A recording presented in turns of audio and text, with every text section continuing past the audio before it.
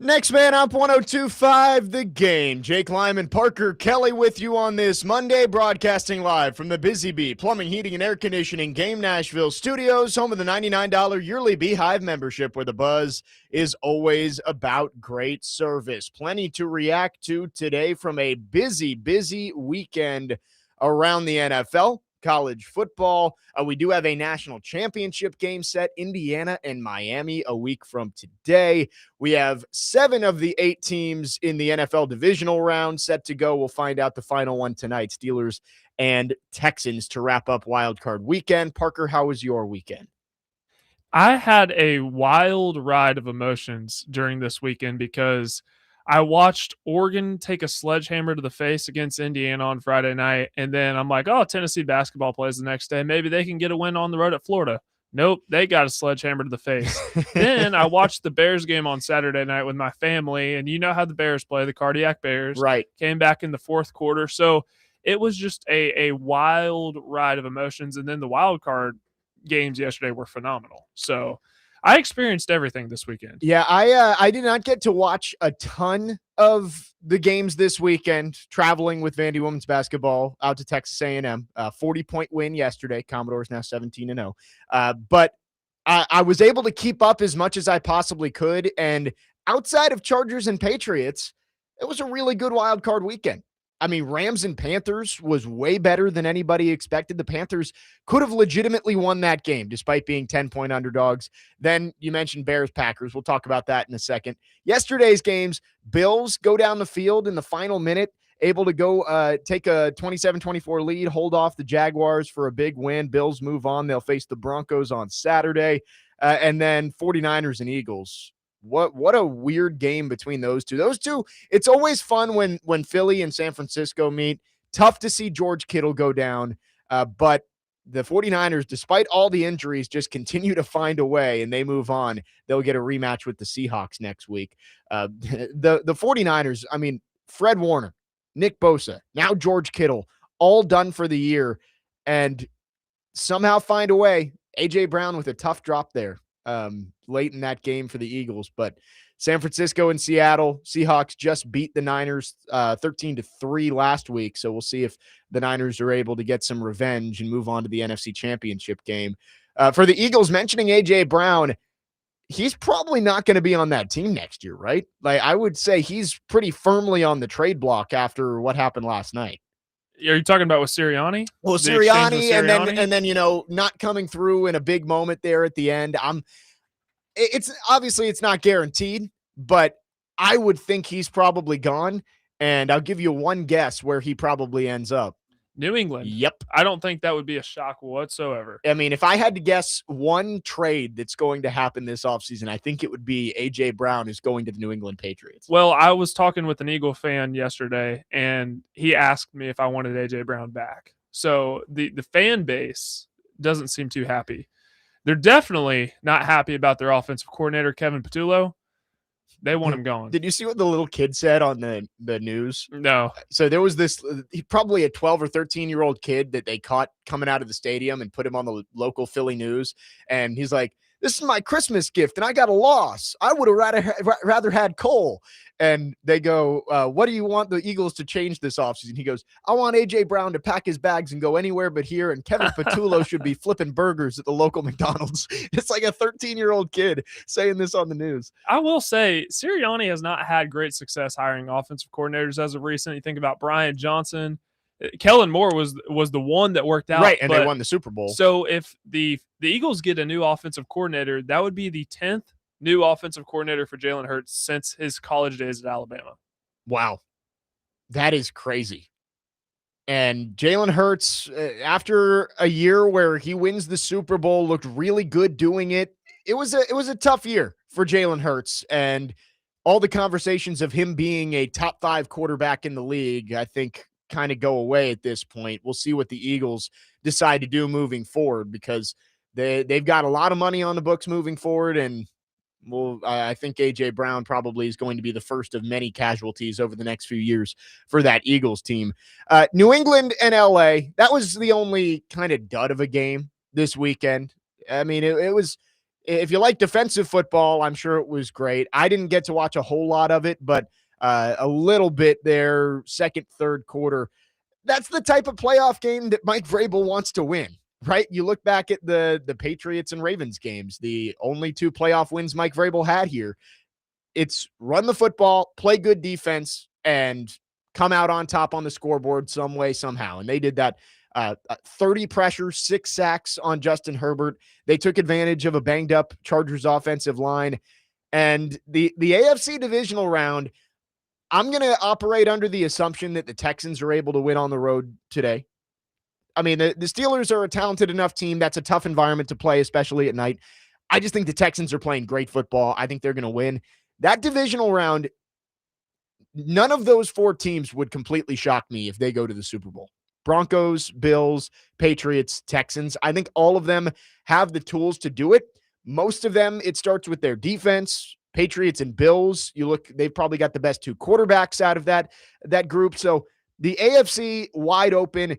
The NFC, the Niners, I do struggle to see with all the injuries that they're going to be able to hang in there with the Seahawks. And now without George Kittle, they've been able to manage, though. I think Shanahan has put a stake in the ground for his coach of the year, because if you think about all the injuries they've had and think about how long Brock Purdy was out, right, and Trent Williams has been hurt. Mac Jones looked like a Pro Bowl caliber quarterback. I mean, and the fact that they're in the divisional round and even had a chance to be the 1 seed, a fantastic coaching job. There is no easy choice for coach of the year. We went through this last week. There are probably 6 or 7, maybe 8 names that you could put in there and say, yeah, he could win coach of the year. He really could. Cohen, Johnson, Vrabel, Shanahan, Mike McDonald. Like there is a Sean Payton. There is a list of plenty of guys that if they won it, I don't think anyone would be upset. So yeah, I agree. Kyle Shanahan deserves to be in that conversation. And then the Bears and Rams, I think that's going to be a great game. Great game.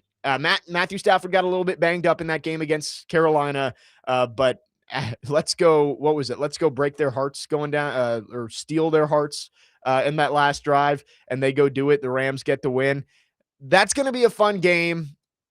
I think I lean Rams Seahawks in the NFC Championship game, and then we'll see where the cards fall at that point, because those 2 teams have had some really good games. I don't know if I could make a pick one way or the other, whether the Rams or Seahawks are going to come out of it. Yeah, and I think the Rams Bears is going to be really interesting. Being at Soldier Field, LA having to go play in the cold. Will the Bears get off to a quicker start? Because I don't know how sustainable it is that they keep waiting until the 4th quarter to show up. I mean, they scored 25 points in the 4th quarter versus the Packers. If it wasn't for that false start at the end of the game, they would have lost. The 4th and 3 right before Caleb made the ridiculous throw to Rome Odunze, it was snatch their hearts. Thank you, Chase from White Bluff.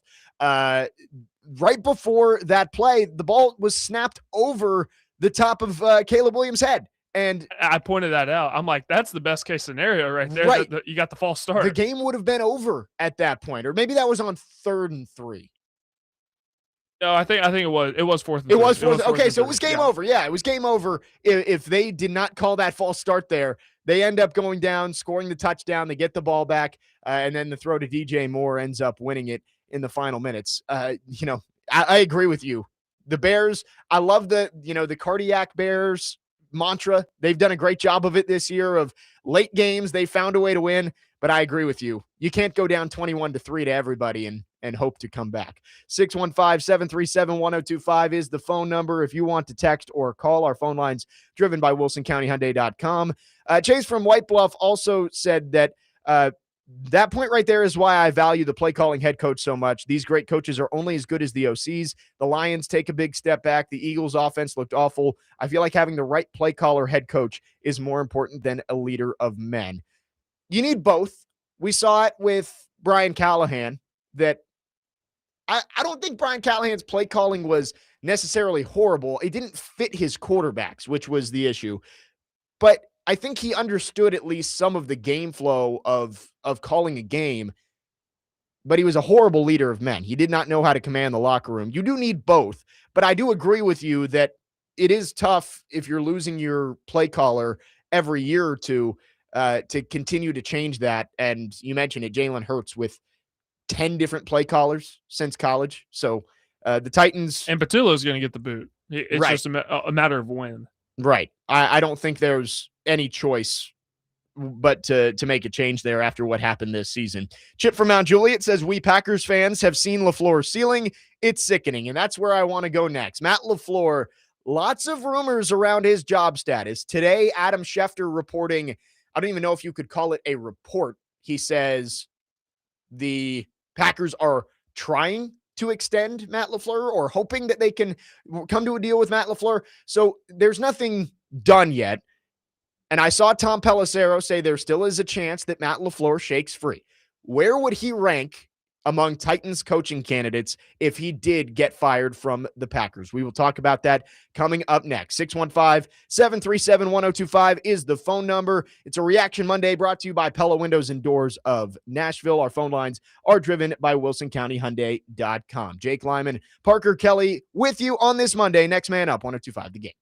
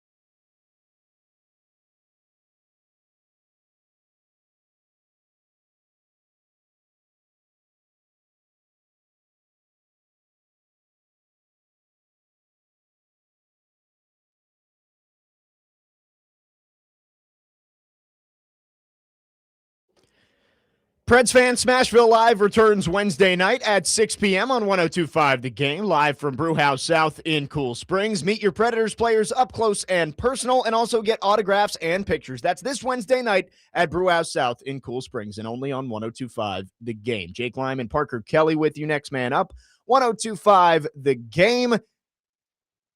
NFL Wildcard weekend, almost in the books. Steelers and Texans tonight. The final game will punch their final ticket to the divisional round. Winner takes on the Patriots in Foxborough. But the game that everybody's talking about is Saturday night, Bears and Packers. Caleb Williams and Chicago, as they've done all year long, come back, get the win late in the fourth quarter after being down 21-3.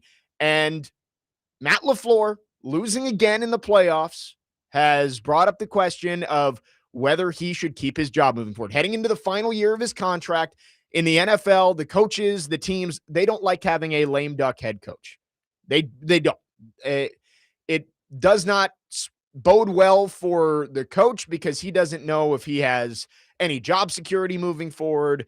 And the team likes to have a little bit of stability because if that contract expires, I guess he's free to go wherever he wants.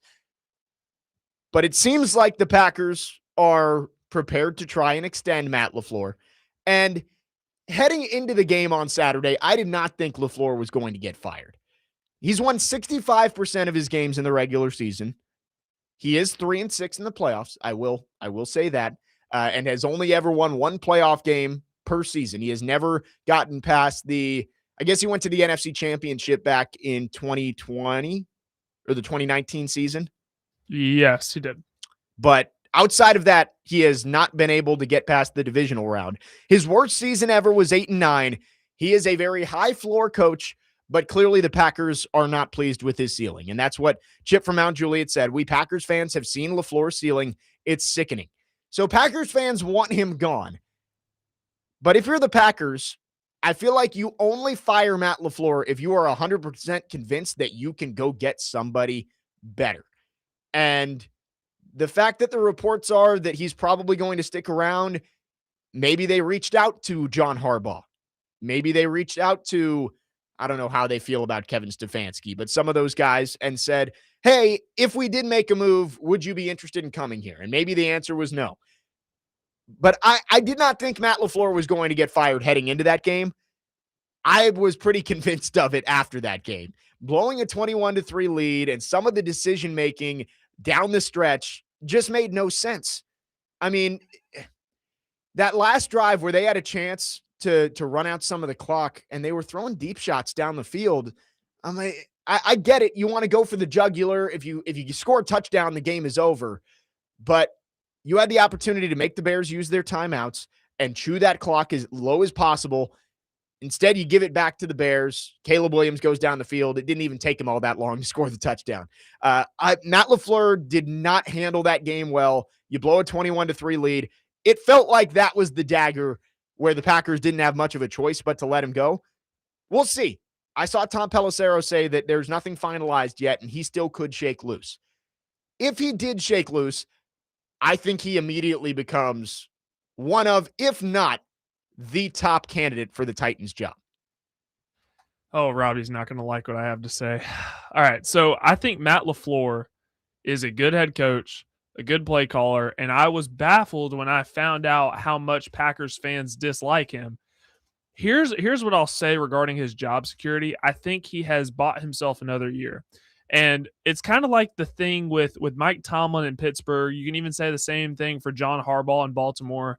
Sometimes the message gets stale. And at these historic franchises, the standard is a lot higher than Tennessee. So with the Packers, they're one of the all-time winningest, best franchises in the NFL. And going 3-6 in the playoff, losing consistently in the wild card round is not going to cut it. So Matt LaFleur, I think this year is kind of his prove-it year because you'll have a healthy Micah Parsons coming back, which when they acquired him, that made them Super Bowl contenders. It's unfortunate he got hurt. So we need to see what it's like with him a full season when he's with the team and when he's healthy. So I think it's a prove-it year for Matt LaFleur this year. Yeah, I think that the Packers, but it's tough to say that it's a prove-it year when they probably have to extend him. I don't think you can just let him go into his final year of his contract. There have been teams that have done it before. The Cowboys just did it with Mike McCarthy. They just let his contract expire, and they said, all right, we're going to go get a new head coach. So it does happen. I just don't see the Packers doing that. I think they're going to do an extension here, and they're going to say, you know, LaFleur, yeah, he hasn't lived up to the expectations of this fan base, but do we know that it's going to get better if we go find somebody else? I don't know if you do. Unless you are 100% confident that if you fire LaFleur, that John Harbaugh is going to come in and be your head coach. I don't know if there's anybody else out there that you can say, all right, if we fire LaFleur and we get this guy, it is an automatic upgrade. And that's scary. I bring up Penn State in the college football coaching world. They knee-jerk reaction, fire James Franklin after 3 straight losses. bad losses. You lose to UCLA with the way they were playing in Northwestern. It's tough, but you do the knee-jerk reaction, you fire him, and you're left wondering, can we get somebody who is going to get us to what James Franklin was getting us to? I wonder if that's the issue here in Green Bay, is if you fire Matt LaFleur because he couldn't get you to the Super Bowl, are you going to bring somebody else in who can't even get you to the playoffs? And then you're left from square one. It's what the Titans had a couple of years ago. You fire Mike Vrabel, partially because of the way things ended, but a lot because you felt like you had seen his ceiling and he wasn't going to get you where you needed to go. And look where he is now. He's back in the playoffs in the divisional round, hosting a divisional round game next week against the Steelers or the Texans. And I don't know if you've heard the conversation about Sean McDermott and the Bills, that if they were to lose, that he could potentially get fired. Have you heard that? Yeah, well, the win yesterday, I think. Yeah, so it's kind of like, I think it's okay that we're having it's totally fair that we're having this conversation with Matt LaFleur, because I don't know if I know Packers fans would not be comfortable giving him an extension, because if they are another wild card exit, or if they don't even make the playoffs next year, you're kind of stuck. Right. So I don't know, what would you feel comfortable giving him? Right. I would be fine letting this year just play out and not extend. And maybe that's what they have to do, but is Matt LaFleur going to be okay with that? Here's what I'm thinking. Is there a trade possibility here? Maybe that's the happy medium. I'm sure there would be a lot of teams chomping at the bit to get, the Titans being one of them. Absolutely. Right. There are 8 teams right now that have a head coaching opening. I don't know how many of them would be willing to give up capital for Matt LaFleur, but for the Packers, maybe that's your happy medium of, hey, we're not just going to fire a good head coach. There are other teams out there that might want him. He needs a change of scenery. We need a change of voice in our locker room, and we can still get some capital back. There's a reason head coaching trades don't happen very often, so I would say it's very unlikely. But this is one of those scenarios where I would think maybe it's possible, where you don't know whether to extend it, you don't know whether to fire him. Maybe that's the happy medium if somebody is willing to give something up for Matt LaFleur. I don't know if that's possible, though. But if Matt LaFleur did come available, if they fire Matt LaFleur, the Titans should be on the phone immediately. Because I think he's a good offensive coach. I really do. And that's exactly what the Titans would need, is that's a guy who is proven. He has experience. He has been consistent for the most part in the regular season. And he has experience with quarterbacks. He developed Jordan Love. I would like Matt LaFleur here. I think you put him up in that top tier immediately with a John Harbaugh and others who I think would be, quote unquote, home run hire. I think Matt LaFleur would be in that category. Doesn't seem likely that he's going to be fired, but I would love if he ended up being the head coach of the Titans, especially because of what we talked about with Tehran last week, of he's familiar with this organization. And that is important given the strife and the disarray that's been going on over at St. Thomas Sports Park over the last few years, that you have somebody who is familiar with Amy Adams Strunk, familiar with this organization, and can come in and there aren't going to be any surprises. I think Matt LaFleur would be an awesome hire, but it's disappointing based on the reports from Adam Schefter. It does not seem likely that he is going to be available. Did Robbie react to that this morning? He did. The news broke. Okay. Yeah, well, I didn't hear what it broke said. Like right around 7:45. He was disappointed. I'm sure he was. Pretty clearly he was disappointed. And it's funny because you talk to fans of certain teams, and we mention this all the time, that you don't really know what's going on with a head coach unless you are watching as a fan or covering the team every day. That's why the national reporters continue to stick to the what could have possibly compelled the Titans to fire Mike Vrabel. Yeah, it was a mistake, and everybody can look back right now and say that they shouldn't have fired Mike Vrabel. But in the moment, if you were watching and covering the team every single day, you understood why Mike Vrabel was being fired. Was it the right decision? No, but it was understandable in the moment. I think the same thing is going on in Green Bay. Of from the outside looking in, you're saying, this dude's won 65% of his games. He gets you in the playoffs almost every single year. Why would you fire him? But when you're watching and covering that team every day, I'm sure it gets stale having to watch this team come up short in the playoffs every single year, and you want a new face in there. And I get it. So for Packers fans, it might look like they're being, I guess, a little bit over the top and firing this guy who's gotten to them to the playoffs 6 times in 7 years. Does that sound right? 6 times in 8 years? I think he's only missed the playoff one time. He was 8-9. Yeah, that was the worst season that he had. So I get it from the outside that it looks stupid to fire a guy like that, but for Packers fans and the people in that building, maybe it feels like the best option for them. So I don't know. Again, the Schefter report was very vague, and I think that was purposeful from Schefter to give himself an out if Matt LaFleur ends up getting fired. Those reporters don't like being wrong, and they're not going to apologize if they are wrong. So he left the door open of they're going to do their best, and they're going to try and get an extension done. That way, if 48 hours later, the Packers and Matt LaFleur mutually agree to part ways, it doesn't look like he was completely wrong in his reporting. 615-737-1025 is the phone number. A couple things on our text line.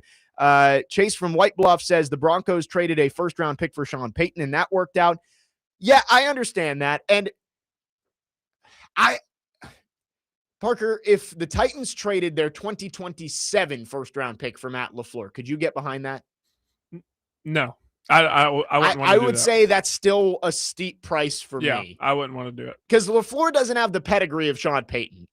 No. Maybe a second rounder, but I'm not touching the first round pick 100%. Because this team needs too much elite players. If they call and say we'll take the 4th overall pick for Matt LaFleur, you hang up the phone because that is never going to happen. I guess maybe you think about the 20, but I still think that's a steep price. Second round pick, maybe. 2545 says we keep talking about keeping Mike Vrabel. Vrabel would have been gone as soon as the Patriots had requested an interview anyway. The Titans didn't have to give an interview if they requested it while he was still the sitting head coach. That does not happen in the NFL where another team requests your current head coach. That's a college football thing. Does not happen in the NFL. Keegan also pointing out to us that Dylan Raiola just committed to Oregon. So if you're reading the tea leaves there, likely means Dante Moore is going to the draft. So that is good news for the Titans' 4th overall pick, despite Dante Moore struggling on Friday night in Atlanta. 615-737-1025 is the phone number if you want to text or call. We'll continue talking about the Titans coaching search coming up next. We'll get into the college football playoff championship, Indiana and Miami. And also more on John Harbaugh as an update came this weekend. All of that coming up later on in the show. 615-737-1025. Jake Lyman, Parker Kelly with you on this Reaction Monday. Next man up, 1025 The Game.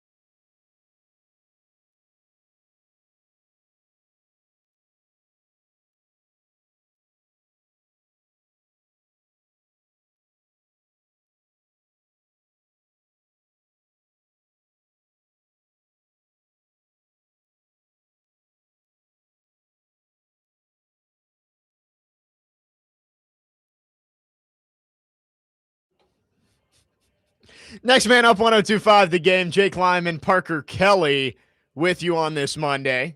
Bears with a big win, coming back from down 21-3 to beat the Packers on Saturday. The Bears will host the LA Rams in the divisional round coming up next week. Talking about Matt LaFleur, after falling again in the playoffs, he is now 3-6 career in the playoffs. Not good enough. Packers fans, including our very own Robbie Stanley, want him out.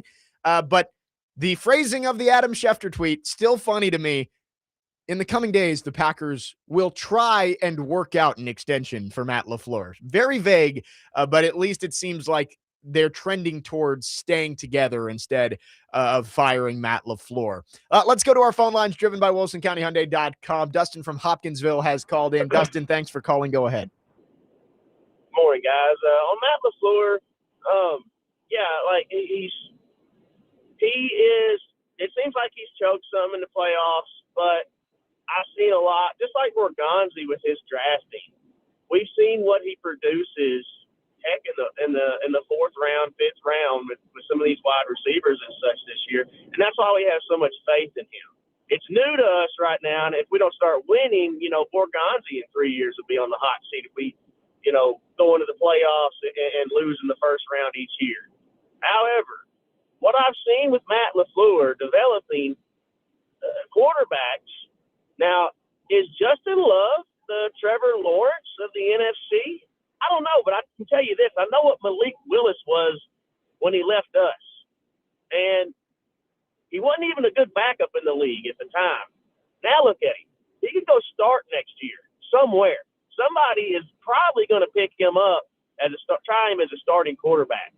Or put him in, second string, and if somebody goes out, then he gets to elevate. I don't know, but he's had a lot against him, a lot of injuries this year. And I'm good with LaFleur because he wins ball games for the most part. And what do we not do in Tennessee right now? We ain't winning ball games. I mean, just get us back to winning ball games, but I ain't trading for him. No, not the first round pick. There's too many other coaches out there, and with the amount of teams and what they have compared to what we have, I think we can get to one of the top three. And if that's McCarthy being the last one, let's go. I'm good with it. We get back to winning football, in my opinion, immediately. And I feel like LaFleur would be great for Cam Ward. That's why I would really want him. No, go ahead. But man, what about them Bears? Philly used to be the worst NFL fan base. Golly, dude, I've seen some of these videos. They're just crashing out, acting like they caught the ball. Have y'all seen this, Dad? Yes. Man, I'm all for Caleb Williams now. He is that dude, but somebody needs to go up there and tell them people to calm down. They got a bad look. Thanks for the call, Dustin. No, I understand what you're saying about Matt LaFleur. The development of quarterbacks is attractive, and the track record of winning is attractive. We continue to talk about getting a head coach who is going to come in and get this team back to being competitive. And I know we had the full conversation on Friday about, well, if you don't think they can win the Super Bowl, then what's the point of hiring them? You just never know. To win a Super Bowl, you need so much to go right. You need the players, you need the coach, and you need a lot of bounces to go your way. The Titans right now don't have the players, and maybe Matt LaFleur isn't a coach that can win you a Super Bowl, but at the very least, he has a track record of winning, and he's done a good job with young quarterbacks and developing them into good players. So I would love Matt LaFleur. I agree with you. I brought up the trade conversation because it is one of those rare situations where a trade might be in the best interest of both parties. I do just wonder how much value you're going to be able to get for Matt LaFleur. We talked a lot about the Titans possibly trading Mike Vrabel at the end of that 2023 season. Of if his message was stale here, maybe you could get somebody's first round pick for Mike Vrabel. It just doesn't work out that way that often because it does take time to work out those trades. And for the Packers and the teams that would be negotiating, you would be setting yourself back in the rest of the coaching cycle of, hey, there are other candidates out there. If we put all of our focus on trading for Matt LaFleur, we might lose some of our other options. And then if that falls through, what do we have? So trades for coaches are tough when they are your sitting head coach. Sean Payton was quote unquote retired at that point. So it made sense for the Broncos to be able to make that trade for him. So I don't think a trade is likely, but if he came loose, I think he would be an ideal candidate for the Titans. Mike on the text line says the 1 year Matt LaFleur called plays for the Titans, he was terrible. The Titans do not need another head coach who calls plays. The Titans need a defensive-minded head coach and someone who can hire a good offensive coordinator. I disagree. I understand both sides of it. Like I would get if they went with a younger defensive guy and maybe brought in a more experienced offensive coach. If you hired Jeff Hafley or Chris Shula and then maybe Mike McDaniel as your offensive coordinator or Matt Nagy, I could understand that. But I also think hiring a head coach who calls plays, you can't be scared just because of Brian Callahan. And Matt LaFleur isn't this first-time play caller, first-time head coach. He's proven that he can do both at a high level. Again, he's won 65% of his games. It's high. It's less of a sample size than McCarthy or Harbaugh. Those guys won 61% of their games. So Matt LaFleur has proven that he can do it. He can be a high-level play caller and a high-level head coach. And for Mike saying that he was terrible calling plays for the Titans, that was the year Marcus Mariota had nerve damage in his arm. So yeah, I disagree because I think a lot of people have been scared off by the fact that Brian Callahan was an offensive mind, supposed to be this offensive guru. He was calling plays. That has scared a ton of people off, but I don't think that people should let that dissuade them from the Titans hiring an offensive mind, because the most important thing you have on this football team is Cam Ward. You drafted him first overall. You're hoping that he's going to be your franchise guy. If you hire a defensive mind and he brings in an offensive coordinator, that's great. But what happens if that offensive coordinator does well, he gets hired away, and then boom, you lose your system. So I would ideally, if I'm going through this Titan search, the first thing I'm looking for is an offensive guy who has experience so that he incorporates his system. So that way, if his offensive coordinator gets hired away, nothing ever happens to the system, because the most important thing, whether you like it or not, is Cam Ward. And if he doesn't work out, the new head coach isn't going to work out either. Right. No, Cam Ward is the priority for the Titans right now, because if he ends up not being your franchise quarterback, this team has a long way to dig themselves back up to being a contender in the AFC. So you need Cam Ward to be the guy. That has to be a priority when you're making this hire. And I think Cam Ward is an attractive quarterback to these coaches. Jay Glazer, I think it was, on the Fox pregame show this weekend, said, don't sleep on the Titans as one of the more attractive jobs on the market because of Cam Ward and Mike Borgonzi. And I think those are two big pluses for the Titans when it comes to trying to attract these top head coaches on the market. Amy Adams Strunk obviously is the one that's going to hold them back. The ownership with the quick trigger, the dysfunction, that is going to hold them back. But I think you look at the quarterback, the GM, who now is supposedly in charge, and the resources that you have to rebuild this roster. I think that's going to be attractive to a lot of head coaches. And you're right. You do have to prioritize somebody who is going to get the most out of Cam Ward, whether that is them personally or whoever they hire as their offensive coordinator. 615-737-1025 is the phone number. If you want to text or call, our phone line's driven by WilsonCountyHyundai.com. Tim, the Titans fan on Twitter, says we're spending an awful lot of time talking about something that's not going to happen. I agree. It's unlikely that Matt LaFleur gets out there, but the reports this morning are not that he is extending the Packers are extending his contract. It's that they are trying to work something out. There's still a chance he gets out there, and I think the Titans would be an attractive spot for him, and I think the Titans would be very interested in Matt LaFleur if he ended up coming loose. So we will see. Unlikely, but possible. And we will talk way more about the Titans head coaching search throughout the show. They are interviewing Raheem Morris today.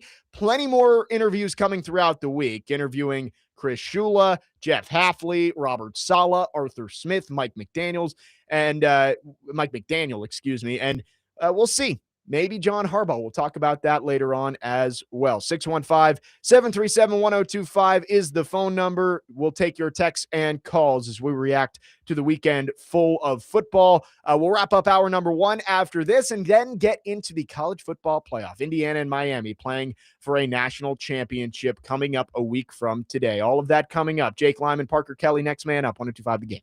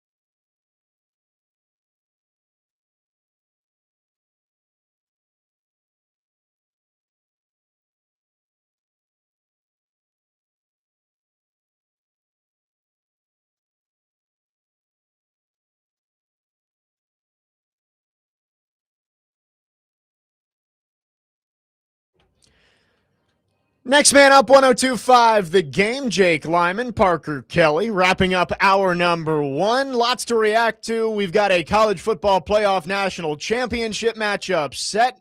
Indiana, Miami. We'll get to that coming up at the top of the hour. More on the Titans head coaching search as well. John Harbaugh, maybe a more realistic option than we thought. But before we get into all of that, did want to shout out Vandy basketball again, and this is just across the board. I don't think people nationally and locally really are talking enough about what is going on over at Memorial Gym. Vanderbilt men's and women's basketball are combined 33-0. Both teams have tied the best starts in program history. 17-0 for the women, 16-0 for the men. And the men are an opportunity to set a new best start in program history, taking on Texas coming up on Wednesday. That's in Austin. And then the defending national champions are coming to town on Saturday. I mean, Memorial Gym is going to be rocking on Saturday, especially, I mean, either way, it will be. A loss to Texas wouldn't completely change anything. But man, a 17-0 Vanderbilt coming home, taking on the Florida Gators with a chance to add another marquee win to their resume. It is special what's going on there in the Huber Center with Mark Byington and Shea Ralph. I don't know if I've ever seen anything like this before. These two teams were both tournament teams last year, but the Vandy men, we said it last week that they were probably going to be a top 10 team. I think it's almost guaranteed they will be a top 10 team today when the AP poll is released. Vanderbilt women's basketball is going to be a top 5 team in the AP poll, most likely, behind only the 4 teams that went to the Final Four last year. UConn, South Carolina, Texas, UCLA. That's it. And then Vanderbilt. I know I'm part of it, so I like to shout this out as much as possible with Vandy women's basketball, but you got some special teams playing over there on West End. The community needs to go and embrace them. I know we've seen it with the men's team. It's been packed. I want to see more people out there for the women's games because these two teams have an opportunity to do something special this year.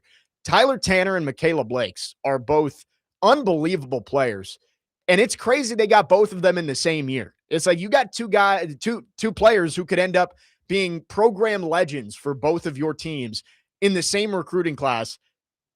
It's really fun to watch what's going on over there. And we haven't talked as much about the men's team because, you know, I'm on the women's side, but the men's team, Tyler Nickel is a sharpshooter. He's shooting almost 50% from the field. Is that, or not from the field, from 3? It's close. Yeah, that sounds about right. I mean, he is unbelievable. Mentioned Tyler Tanner, Devin McLaughlin coming back, and they're doing this with some injuries. Like Frankie Collins has missed about a month now. This team is so much fun to watch. They put up so many points, beat Alabama 96-90 last weekend, dispatched of LSU on Saturday, and then coming up Texas and Florida this week, a chance to extend the best start in program history. I'm having so much fun being a part of the women's team. I mean, 17-0, won by 40 yesterday at Texas A&M. We've got a couple of big games coming up, Mississippi State on Thursday, and then at a top 10 Michigan team, or excuse me, neutral site against the top 10 Michigan team in New Jersey next Monday. These two teams, there's a very good chance both are second weekend teams in the NCAA tournament at the very least this year. Yeah, you've talked about the women's team and, Michaela Blakes. You mentioned her being one of the best players of maybe the player of the year, the best player in the country. And you look at the Vanderbilt athletic department, the football team, what they were able to do this year. Diego Pavia being the Heisman runner-up. You won 10 games in the regular season for the first time ever. And we're just on the outside looking into the college football playoff. Top 5 women's team. I watched this men's basketball team in person versus Alabama. Not only are they 10, 11 deep, but you look at the seniors just littered throughout the roster. And Tyler Tanner, he may be the most improved player, not just in the SEC, but in the country. What he's doing this year is phenomenal. And Duke Miles, I was really impressed by him. He's a 6th-year guy. Tyler Nickel, senior. Devin McLaughlin, senior. They're all over the place. And I was thinking about this too over the weekend. You look at the SEC, it's not as deep as it was last year. This team's not getting 14 in the tournament like it did a year ago, but it's still, you could probably get 8, 9, 10 teams. But Vanderbilt, they're far and away the best team in the SEC, and I don't know the close second. Yeah, I mean, they're 16-0, 3-0 in the SEC. It's looking very possible that they could win the regular season title in the Southeastern Conference, which is crazy in year 2 under Mark Byington. What Candace Story-Lee has done with this athletic department, I mean, 2 years ago, little over 2 calendar years ago, the football team was coming off a 2-10 season. Neither basketball team had made the tournament in at least 5 or 6 years. I think the men made it in 2017, somewhere around there.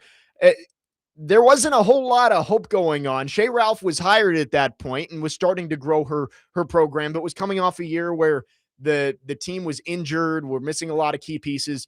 Now you look at it, football team coming off their first 10-win season in program history. The men's team in year 1 with basically a team full of transfers who had never played together before goes to the tournament. Shea Ralph and the women's team make the tournament back-to-back years, and now those two teams are 33-0. 33-0 this season. The only program left in the country with both teams being undefeated on the men's and women's side. And that's been true for about a week now since Iowa State State women's so lost. it's been over a week, and these teams just keep on winning. Would not shock me if both teams won Wednesday and Thursday. Now, Texas isn't a pushover. Did they end up beating Alabama on Saturday night? Yeah, they did. Yeah, so they went into Alabama and beat them. So that's Arkansas lost. right. Georgia Arkansas lost. got blown out by Auburn. Tennessee lost. Right. So there's a chance that the SEC, when the AP poll drops, could have 3 ranked teams. That's crazy. And After they having had 14 teams in the tournament They had last year. 9 at one point last year in Wow. the top 25. And Vandy, Texas is not going to be an easy win, but that's a game you can win on the road on Wednesday. That would be a new program best 17-0 start for the Vanderbilt men's team. And then if the women win on Thursday at Mississippi State, again, not an easy game, but a winnable game. You win that one, you're 18-0, surpassing the Final Four team in 1993 for the best start in program history. It has been so much fun to watch. There's a really good chance, still a lot of work to be done, but a really good chance that the Vandy women's team could be hosting tournament games here on West End. And I know Memorial Magic has been creeping back, and we've seen the atmospheres for the men's teams. I'm really excited if we get tournament basketball, NCAA tournament basketball in Nashville, how the community rallies around that team, because the women's side, just like the men's side, back when the team was consistently contending in the SEC for championships and to get to the Sweet 16 and beyond, people were coming out for big women's basketball games. I believe there was a game when Tennessee and Vanderbilt were 1-2 a while ago, back in maybe it was the 93 season where they went to the Final Four. So really excited for both of these programs. Both the coaches have done such a good job. 33-0 is unbelievable through the first 2.5 months of the season. Just like we all predicted back in July. Right.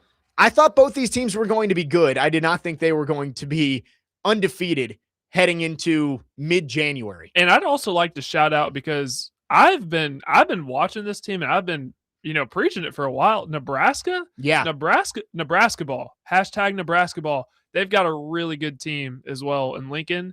Nebraska and Vanderbilt. I think there's 5 undefeated teams left in the country. Yeah. And those are 2 of them.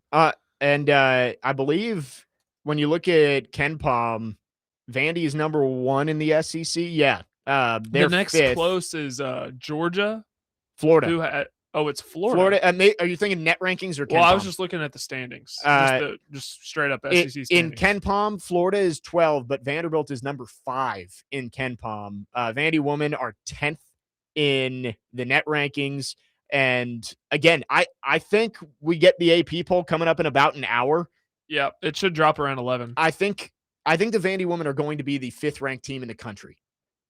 That'll be their first top 5 ranking since 2002. So it's really fun. Are you talking about women's? The women's side. Okay, I was talking about men's. No, okay, the men will probably be top 10. Yeah, I don't know the last time that they were top 10 in the country. I love that Basketball Reference shows you the AP poll highs for every single year. So the last time that the Vandy men were a top 10 team was in 2011. They were the 7th ranked team in the country, ended up going to the Sweet 16 that year. So would be the first time in nearly 15 years that the men's team were ranked in the top 10. First time in over 20 years that the Vandy women are ranked in the top 5. That could all happen in the next hour or so. So just wanted to shout out both those programs. 33-0 at this point in the year, and a chance for both teams to set their best starts in program history coming up later this week. 615-737-1025 is the phone number. Hour number 1 is in the books. When we come back, the College Football Playoff National Championship is set. Number 1 seed Indiana, number 10 seed Miami from Coral Gables. Not technically, I guess. It's Hard Rock Stadium. And excited for that one. Lots of storylines. Can Indiana finish off an undefeated season with a national championship? We'll get into it next. Jake Lyman, Parker Kelly, next man up, 102.5 The Game.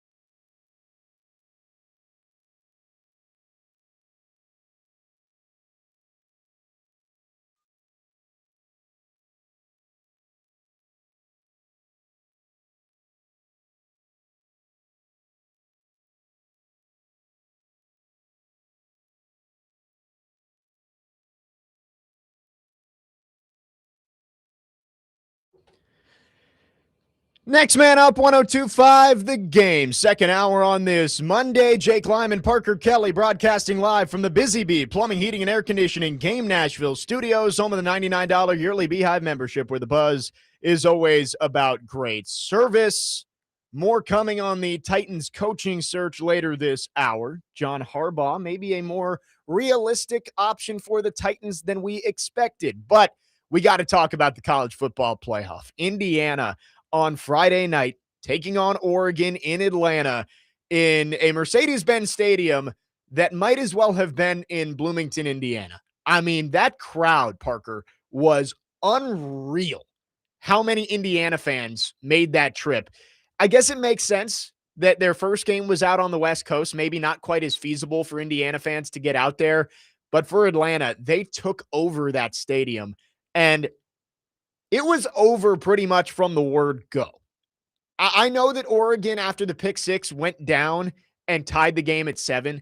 But on the opening kickoff, when Indiana came down and thumped the kick returner and got up and the whole team celebrating with the crowd, I said out loud, I was like, Indiana's winning this game. I thought they were going to win the game, but I saw the energy, I saw the emotion from them on the opening kickoff and said, yeah, Oregon does not have that right now. One play later, it's a pick six. Dante Moore did lead them down. They scored the touchdown to make it 7-7. And then Indiana scored the next 35 points after that. Fernando Mendoza really impressed me on Friday night. Fernando Mendoza he was going to be the number one pick, I think, no matter what in that game. But it is an opportunity with Indiana and Indiana and Oregon facing off. Dante Moore, Fernando Mendoza, those are the two guys being talked about most as the top pick in the draft. Going head-to-head, it would have been easy if Dante Moore had a better game than Fernando Mendoza to start the conversation of maybe the Raiders should take more. And it was just not even close. Fernando Mendoza was dropping dimes left and right, 5 touchdowns in that game. And Dante Moore, the pick six was bad to start the game. And then I don't blame him for the fumble where his arm hit the running back. Running back's got to know what the play call is there. If that's an RPO, that, hey, he might throw this and you cannot be standing in his way. But it was not a good game overall for Dante Moore. And Indiana, we've said it over and over, doubt Curt Cignetti at your own risk. We've stopped doubting Curt Cignetti, and he's given us no reason to ever doubt him again, because to beat Alabama and Oregon the way that he did in back-to-back weeks, I've never seen anything like it. Never. I do not understand how Indiana turned this thing around as fast as they did. It does not make any sense. At the airport yesterday, coming back from College Station, I actually ran into an Indiana fan and was talking to him about, when did it click for you that this team was different? And because I said it was the Illinois game, that it was like, all right, you beat them 63-10. All right, maybe this team is legit. And then it was the Oregon game that solidified it, of this is not the same Indiana team we saw last year, where they're going to beat up on the bad teams and lose to the good teams. He said it was the Iowa game, actually, where they had to make some plays down the stretch to beat Iowa in Iowa City. I agree with that. And I actually kind of like that, because that is a game that I'm sure for years as an Indiana fan, when Mendoza threw the pick late in that game, right? And it set up Iowa with a chance to go win it. For Indiana fans, it probably felt like deja vu all over again, of years and years of losing games on the road to teams they feel like they could beat, or honestly, teams they never felt like they could beat. And this Indiana team doing what they've done this year, I do not know how to comprehend how they went from 3-9 and widely regarded as one of the worst programs in college football history to quite possibly one of the greatest teams of all time. And that might be a little premature. You kind of have to let history go by a little bit and look back and say, all right, this team was really special. They're not the greatest team of all time. That would be too much. But if Indiana beats Miami next Monday and goes to 16-0, and in their final 4 games to win a national championship, they beat Ohio State, Alabama, Oregon, and Miami. And Ohio State was a close game, but the last two have not been even close to competitive. I think you have to start having a conversation of, is this Indiana team maybe a top 15 or 20 team of all time, maybe even higher? So I was thinking to myself, I'd definitely say 2019 LSU. I'd say one of the 2000s Miami's team. You might be able to throw in an Oklahoma or from back in the day, or I don't know, maybe one of the Alabama or Georgia teams, but it doesn't get too far down the list where you have to start mentioning Indiana because you hit the nail on the head. Gone are the days where we see undefeated teams run the table, win the national championship, because attrition in this day and age of college football is a very real thing, because what NIL and transfer portal has done is it's shaved your depth. And we saw that firsthand with Ole Miss and Miami. Their defense was gas because they had to defend the run. Miami ran the ball 51 times. Ole Miss doesn't have the depth to keep up. So as the game went on, you saw that they started to get tired. What Indiana's done, what Kurt Cignetti's done, is probably the greatest coaching job in the history of college football. Indiana went from the all-time losingest Power 4 team to just absolutely just throwing everybody they're playing in the wood chipper. And I was watching very intently. I was watching their offensive line, quarterback play, wide receivers, running backs. They all know what to do, and the execution is flawless. They don't make mistakes. So when Oregon spotted them 28 points off of 4 turnovers, that's game. Right. It's good game. You can't make a mistake against this Indiana team because they do not let you get away with it. There are so many teams in college football and the NFL where they just can't take advantage of the mistakes. We've talked about it with the Titans for years, of teams try and hand them games sometimes, and they just can't take advantage of it. The Cardinals game was the first time we saw them actually say, oh, this team is trying to hand us the game. Let's go win it. For Indiana, it's the opposite. If you give them any kind of space, they are going to run away with the football game. And this team, to have the lack of, I don't want to say lack of talent because they're obviously talented, but when you look at the recruiting rankings, and I know it's not everything, but Oregon had 55 4- and 5-star players on the field on Friday night. Indiana had 7. And recruiting rankings don't decide what type of players guys become. I mean, Cam Ward was a 0-star. He's got a Tubi documentary about it. But there is a correlation between 4- and 5-star recruits and NFL players, right? Like, if you look back, I would say a good amount of NFL players were good players coming out of high school. And to have 7 4- and 5-star players on that roster and just wipe the floor with Oregon in a college football playoff semifinal game was so impressive. Indiana, again, you can't call them the greatest team of all time. There are too many good teams in college football history. But if they go 16-0 in an era, like you said, Parker, of college football, where parity has become more common and losing games is more common, you don't have to win every single game anymore to keep yourself alive in the national championship race. We saw it with Ohio State last year. They lost twice. They missed their conference championship. They ended up getting hot at the right time and winning a national title. Indiana, yeah, they've had some scares. We mentioned Iowa. Penn State was really close down the stretch. But this team has been pretty much unstoppable in these first 2 college football playoff games. We'll talk about the matchup with Miami coming up next, but if they're able to win this game, I think you have to have the conversation of, where does this team rank in college football history? Because they got through the college football playoff, the 12-team bracket, undefeated, 16-0.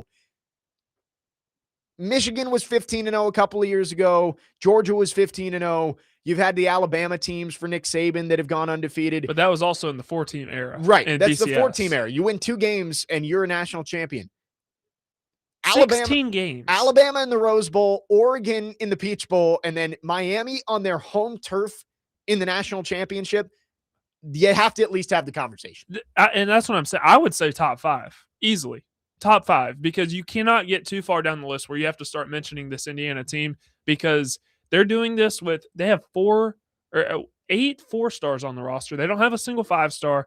And you think about what they did to Oregon, who has 5 stars all over the place. But I'm telling you, the execution and the defense, Brian Haynes, I think he should be up for the Broyles Award. He probably should have won what he's been able to do with this defense because they just do not shoot themselves in the foot. They don't beat themselves. So I think this matchup with Miami is going to be very, very intriguing. 615-737-1025 is the phone number. Our phone line is driven by WilsonCountyHyundai.com. We'll continue talking about Indiana and Miami in the national championship game coming up next.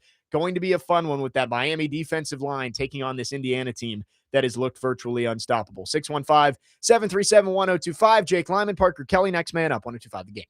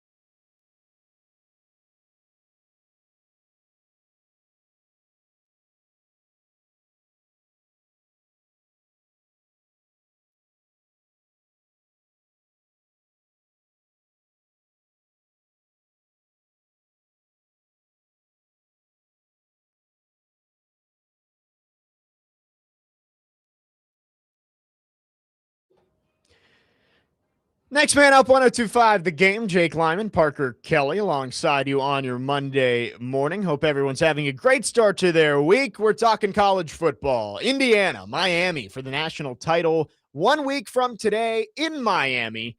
Lots of storylines for this game. Miami playing in their home stadium. Indiana has their quarterback returning to the South Florida area where he grew up. So going to be a lot of connections. I'm sure that will be highlighted ad nauseum on the broadcast of, I guess it was Mario Cristobal and Fernando Mendoza's dad played together or played on the same football team in high school or something like that. So lots of connections. Indiana trying to get to an undefeated 16-0 season as national champions. And again, you tell somebody that 2 years ago when they hired Curt Cignetti. I knew Cignetti was a good hire coming from JMU. He had won games there. Google me, I win. But I don't think anyone could have seen this, that he could go, it'll be 27-2 with a national championship in his first 2 years if he can beat Miami. And that's easier said than done. Miami has been playing great football lately. They've got plenty of talent, especially on that defensive front. Ole Miss was able to limit them. We talked about it Friday. Only 1 sack on Trinidad Chambliss. But that's still a really good Miami team.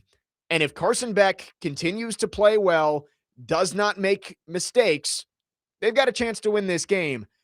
But I struggled to see Carson Beck keeping it together for 60 minutes against this Indiana defense.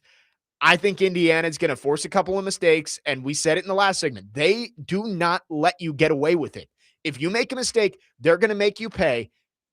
I do not see Miami winning this game. Indiana has just been too good. They've got a team of destiny feel to them, and I can't see this season ending in a loss for the way that the Hoosiers have played this year. I like Ruben Bain. Messidor's great. Malachi Toney's been awesome. There's a lot of talent on this Miami team, but there was plenty of talent on Oregon and plenty on Alabama. Didn't seem to matter, did it? As Indiana went and boat raced both of them. I don't know if it'll be a blowout, but I've got Indiana winning, and I feel pretty good about it. 615-737-1025 is the phone number if you want to text or call. Our phone line's driven by WilsonCountyHyundai.com. Let's go to our phone lines. Adam in Portland is called in. Adam, thanks for calling. Go ahead. Jake, what's up, man? Hey, you said that Indiana would take its place in history if they win this game as one of the best. What does that say about Miami if they beat Indiana? Because I agree that Indiana, it looks incredible, but I also don't think that they've seen a defense quite like this. And Miami has been like that's what's kept them in these games is how good their defense has performed. I don't like Carson. I said it out loud, but I do like that defense so much that I would not be surprised if they win that game. So I was just curious what that says about Miami if they're able to beat them. That's a very good question. What does that say about this Miami team if they beat this Indiana squad that has just been running roughshod through blue blood type programs through the college football playoff and in the Big Ten championship? It's a very good question. Miami winning would be a great story as well. There's no bad outcome in terms of storyline for this, right? Like Indiana, if they're able to go 16-0, they take their place in history. Keegan says top 5 to 10 team of all time. Easily. You think top 10 easy? Easily. Yeah. I mean, no one has gone 16-0, at least, unless I don't think there was a possible way to go 16-0. They also beat Iowa on the road. They beat Oregon on the road. Penn State on the road. I'd count that as a good win. They threw it at the time. Illinois, who was a top 10 team, beat them 63-10. Yep. So they have the Ohio wins. State, who was viewed as maybe one of the most talented teams of all time in the Big Ten championship game. So, top 10, I think, might be fair. If Miami was able to beat them, though, does Miami become one of the greatest Cinderella stories in college football history? I understand Miami is not some like mid-major team, like if James Madison went to the championship, but this team that was kind of left for dead after losing to Louisville and SMU and snuck into the playoffs on the very last day because of a head-to-head win in August. They're the last team in. If they're able to go win a national championship, what does that say about this Miami team? I think it makes it one of the greatest runs of all time. And it shows that Miami, they've got the resources to compete again, which makes them really dangerous moving forward, especially with the proof of concept that, hey, this isn't just your annual, the U is back, and then they end up missing the playoff or losing a couple of games they shouldn't, which they did this year. This is a team that can go win a national championship. I think it does say a lot about Miami if they're able to beat this Hoosiers team that looks unbeatable right now. Yeah, I'd say they're exactly who I thought they were. I don't know where I would classify them in greatest teams of all time, but Miami, if you remember at the beginning of the year, just flat out bullying people because physically on the offensive line, the defensive line, they were pushing people around. They were having their way. They were running the football. Carson Beck looked like a top 10 quarterback in college football at the beginning of the year. When they ran into SMU in Louisville, it's not that they were bullied necessarily. They turned the ball over. Carson Beck had 6 turnovers, 6 interceptions in those 2 games. Right. And that's really what bit them, and also the penalty aspect as well. So now they're starting to look like the team that they were at the beginning of the year. And I think it's because it was so long ago, back in August and early September, we kind of forgot how good this Miami team actually is. So the fact that they got in the playoff, it just further, it's further clarification that the playoff committee got it right by putting them in over Notre Dame. Yeah, I think the playoff committee is sleeping soundly now, and Notre Dame fans don't have much to stand on with their argument anymore. Miami winning, and let's get to Ben on the text line here. Ben also sent in a screenshot. I guess Google AI is already saying that Indiana has won the national championship. It says Indiana beats Miami on January 19th, so we'll see if it's correct. Ben says if Miami wins, then Indiana's season will be pretty much forgotten. So to me, that means it wasn't that special. Crazy. I would agree. I would disagree with that as well. Nobody would forget this. I would disagree with that. Like, the way Indiana was viewed for years, to even be in a national championship is special. I wouldn't say it's forgotten, but you definitely don't get to take your place among the greats. Like, look at the 2007 Patriots. Not to make that exact comparison, because the Patriots, obviously, that is maybe the greatest NFL team of all time, but they aren't remembered that way because they didn't win the Super Bowl. No one looks back like the 85 Bears and the 73 Dolphins. They are remembered as the greatest teams of all time. The Patriots are in that conversation, but there would be no doubt if they won that Super Bowl over the Giants.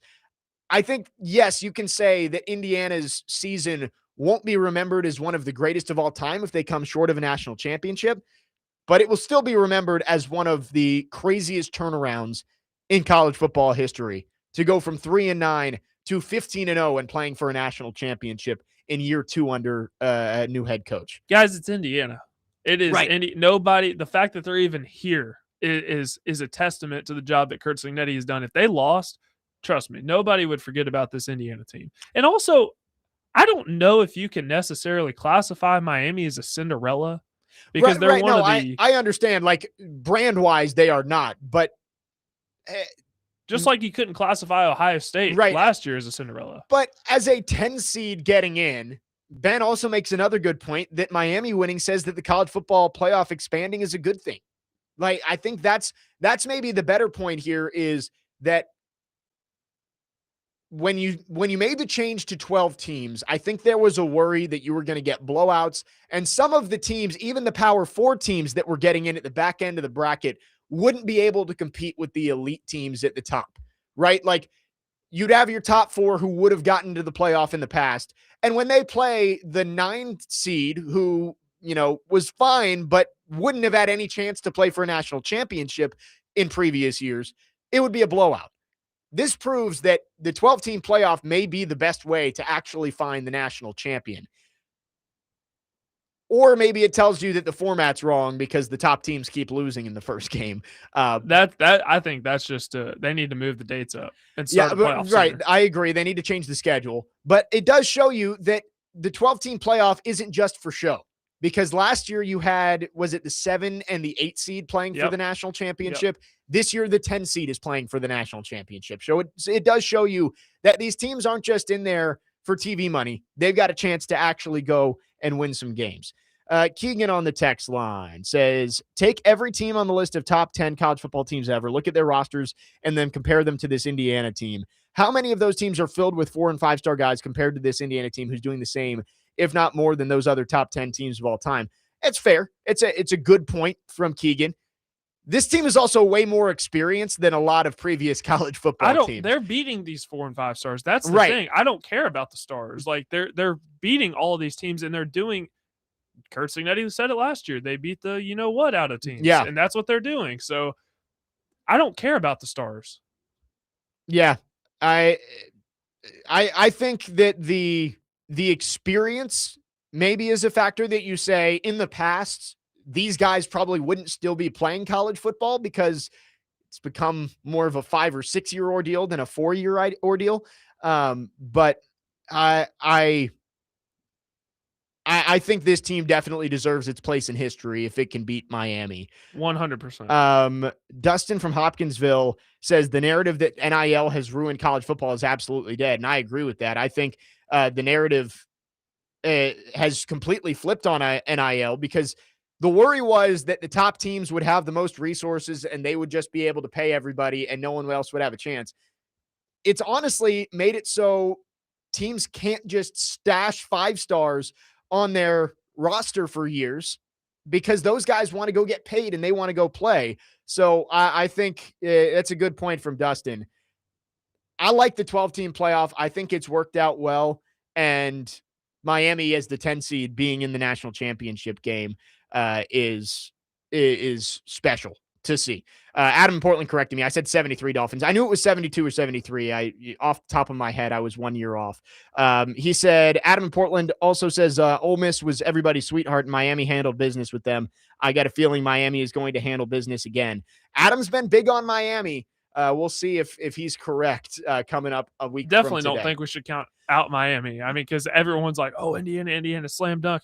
I think they'll win, but we shouldn't count out Miami. I'm picking Indiana, but Miami has played well enough lately that you can't say that they have no chance, right? Like this is going to be a game. I think, I mean, Signetti could just come in and his Hoosiers could blow the doors off him, but I don't think that's what's going to happen. They could get a pick 6 on the second play of the game like they did against Oregon. There you go. 615-737-1025 is the phone number if you want to text or call. When we come back into the Titans head coaching search, some reports about John Harbaugh over the weekend, making me believe that the Titans may be a more realistic landing spot than before. We'll talk about it coming up next. Jake Lyman, Parker Kelly, next man up, 102.5 The Game.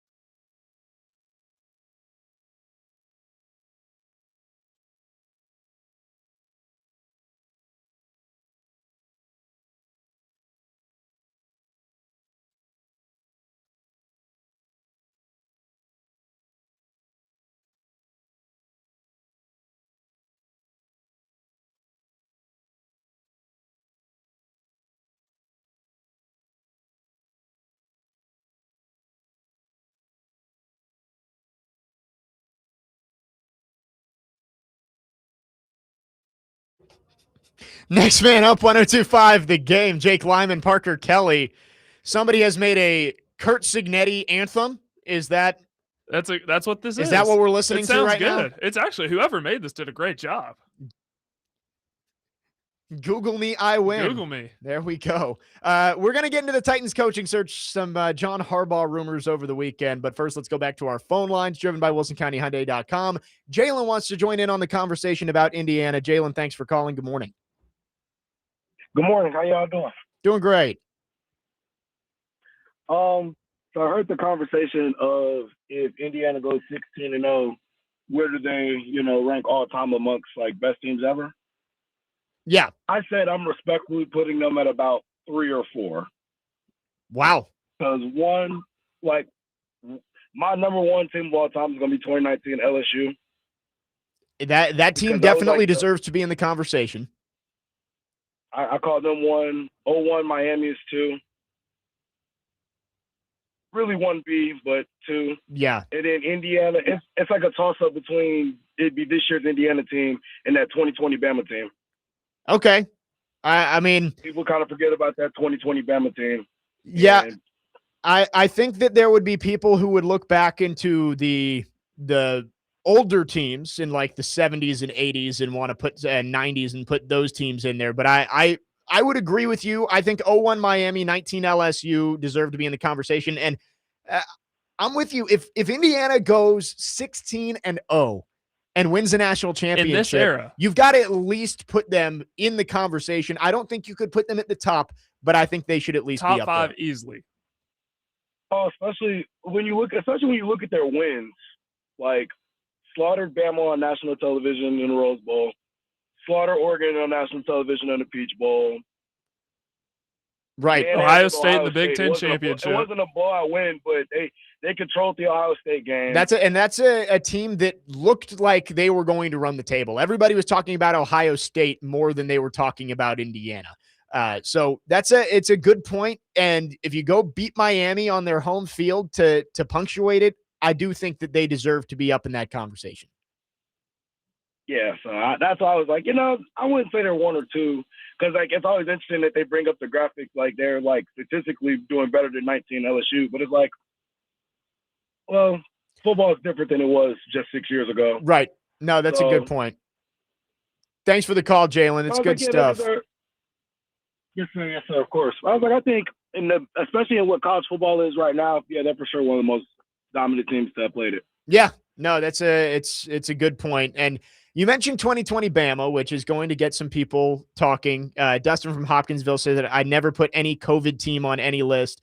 Tommy says that they have to be up there because they went undefeated playing an entire SEC schedule and then spanked Ohio State in the national championship. So, I think there's fair points being made all around. I think Indiana deserves to be, I would say top 10, but I could maybe be convinced for top 5. I mean, if we're talking to like the Georgia, I don't know which Georgia team is probably better. Probably the 22 team, but Bama's certainly in there. LSU, Miami, Oklahoma, like one of those Oklahoma teams from back in the day, and then Indiana. I don't know. They have to be. They're easily top 10, top 5. That's debatable. Yeah, I mean it's tough to conceptualize because college football has been going just on different for eras. so long, different eras. It's hard to put them in any kind of like legit black and white list. But I think top 10 feels fair. Top 5, I would have to do a little bit more digging. Let's get into the Titans coaching search because we're entering week 2. Titans have lots of interviews on the books this week, interviewing a lot of the current coaches in the playoffs, some coaches who have been eliminated from the playoffs. They're going to talk to Chris Shula, Jeff Hafley, Jesse Minter, Robert Saleh, Arthur Smith, among others, Mike McDaniel. So Raheem Morris today. So lots of names going to be on the interview sheet coming up this week. But the big name out there in the head coaching market, of course, is John Harbaugh. After 18 years with the Ravens, he was let go last week, and everybody made the reports that he was going to take some time. He was going to survey his options, and then he was going to cut down his list to 3 or 4 finalists that he would go interview with. Over the weekend and heading into the weekend, we talked with Teron Davenport. Paul Kaharski was on Robbie and Rex Road. And the overall sentiment was that it's very unlikely, not just that he gets the job, very unlikely that he even would take an interview with the Titans. But this weekend, there were some reports that at the very least make you think that the Titans are not completely out of the Harbaugh sweepstakes if they want to be in it. Diana Rossini had the one that got the most traction, that John Harbaugh was spending the weekend watching Cam Ward and Jackson Dart film. Wanted to see what those rookie quarterbacks did in year one a little bit more in depth. So that at least, gets the ears perked up a little bit. Oh, John Harbaugh is spending time on Cam Ward this weekend. Maybe there's more interest than we initially thought. Albert Breer also had a report on Saturday morning saying that he believes the realistic landing spots for John Harbaugh, the Giants, which we expected. I think the Giants have made him priority number one. The Dolphins, who you kind of expect John Harbaugh gets fired, they fire Mike McDaniel the next day. Correlation does not equal causation, but it feels like those two moves might have been connected. The Atlanta Falcons and the Tennessee Titans. Those were the four that Albert Breer said. So that at least got me thinking, all right, maybe there is a little bit more realistic chance. Here's the one that I don't think a lot of people saw. And this was from Omar Kelly, who covers the Dolphins. He said that he's been told John Harbaugh is picking his team based off of quarterback. And that... Who said that? Omar Kelly. He covers the Dolphins for... I had this written down. He covers the Dolphins for the Miami Herald. Been doing it for 25 plus years. Has over 100,000 followers. He tweeted on Saturday morning after the tweet from Diana Rossini about him watching film on Cam Ward and Jackson Dart. I want to find the exact wording of the tweet here. This was on Saturday morning. He said, here we go. I've been told John Harbaugh is picking his team based on quarterback. If that's the case, Tennessee would be my pick. I don't believe Dart's style is sustainable. So 3 reports this weekend that in my mind, I thought maybe there was a 5 to 10% chance the Titans would end up with John Harbaugh. There are 8 jobs open. He's not going back to the Ravens. So if you split that evenly, it would be what, like 13, 14%? I thought it was lower than that. I'm up to like 15 or 20% now that I think the Titans do this. I think Amy Adams-Strunk is motivated to get this thing turned around fast. That new stadium needs to be full. And I think she knows that if this hire isn't just right, but also right in a big way, this team may not be very competitive in 2027 when that stadium opens. I also think the Titans are just more attractive than a lot of people give them credit for. And the smoke is rising a little bit that he would be interested in the Titans job. We can have the conversation about how much power he would want, but I think that's a conversation you have after you find out whether he's actually interested in your job. And I believe we're going to find out today whether he's going to interview with the Titans. Yeah, and I saw something last week.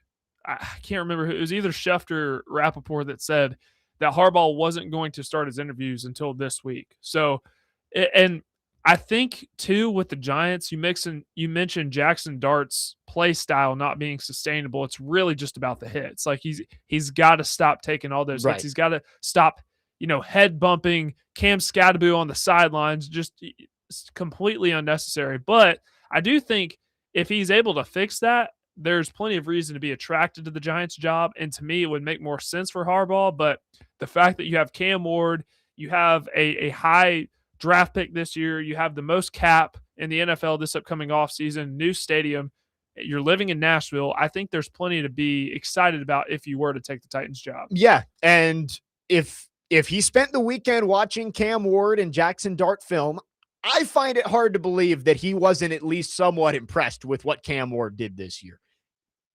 The highlights and the lowlights are all in there, but I think you see the flashes, especially with what he did down the stretch.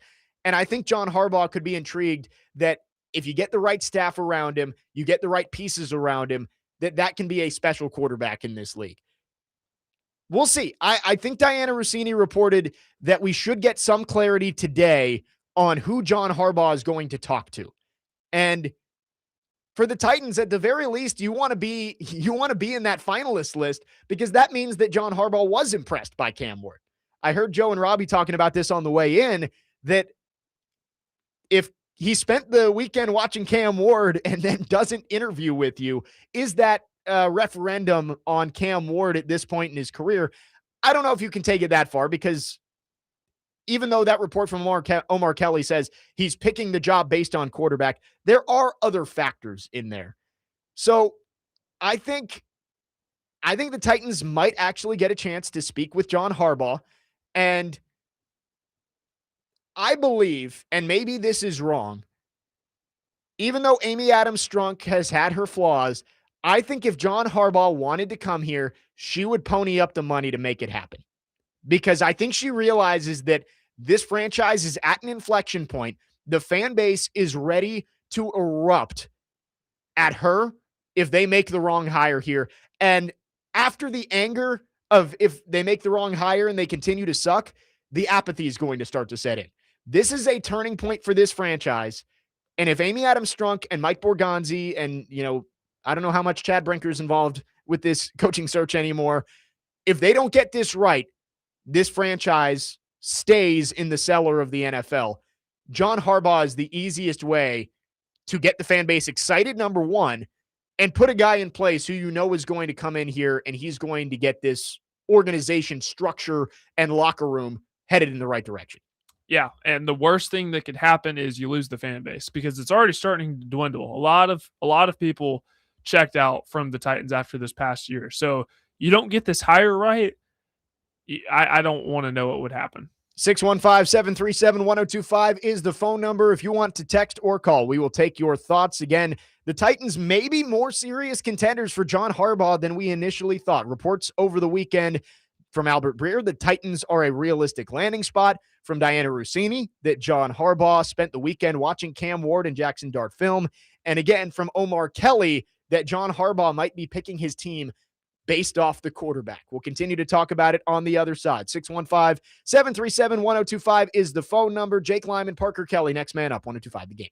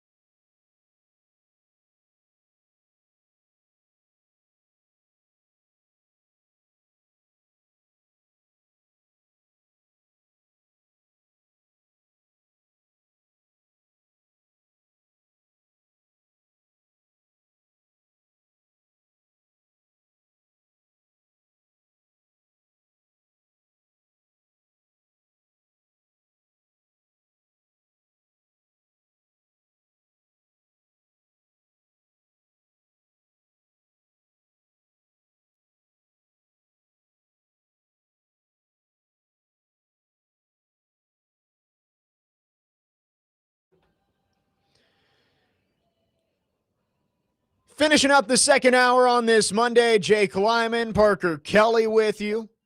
Talking Titans coaching search. It is week 2 of Coach Watch. Titans have requested 15 interviews. 7 already completed. Raheem Morris interviewing today and plenty others throughout the week, including Arthur Smith, Robert Saleh, Chris Schuler, Jesse Minter, Jeff Hafley, Mike McDaniel. Lots of names still to come through the building. Mike McCarthy also scheduled for later this week.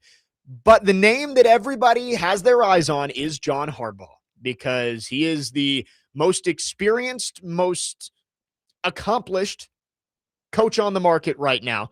I know him and McCarthy, we've done the numbers. They're really close, but McCarthy is a year out of the league, and this is his third chance. For Harbaugh, there's a little bit more recent proof of success when it comes to his accomplishments. So John Harbaugh, he is, as TD put it last week, he is the prettiest girl in a bar. She can choose whoever she wants, and that's what John Harbaugh is doing. He spent the weekend preparing, trying to cut down a list of teams he actually wants to talk to, and it didn't seem like the Titans were going to be one of them.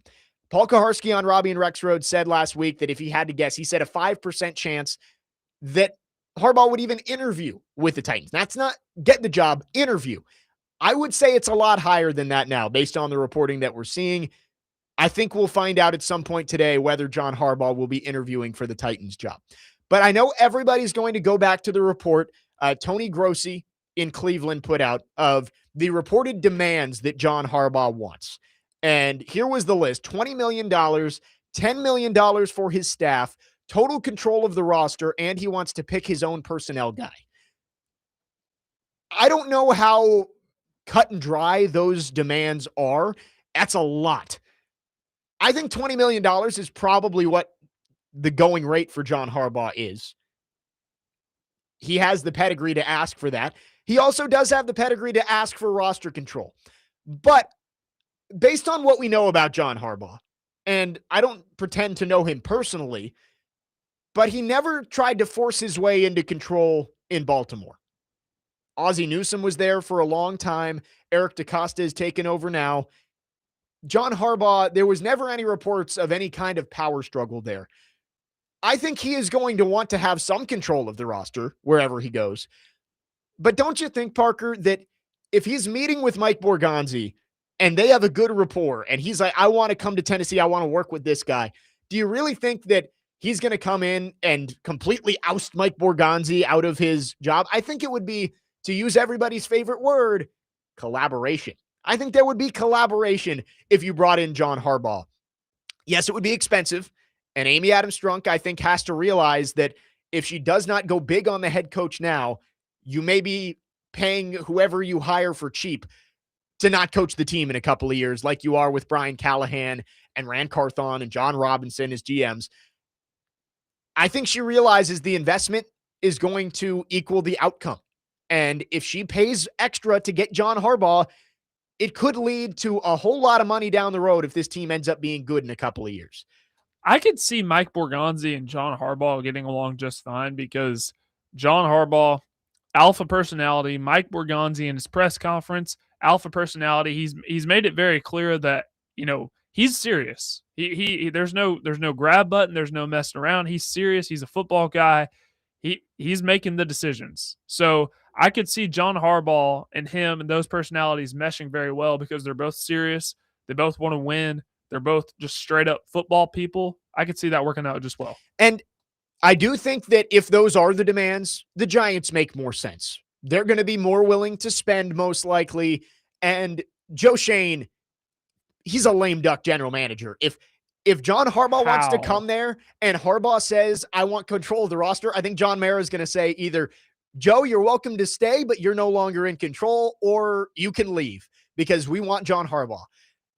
I don't think Amy is going to do that to Mike Borgonzi. I think she trusts Mike Borgonzi. It's evident in the statement that they made a week and a half ago that they want to have Mike Borgonzi be the football guy for this organization. I think if John Harbaugh wants to come here and it is completely hinging on having total roster control, then he's probably going to go somewhere else.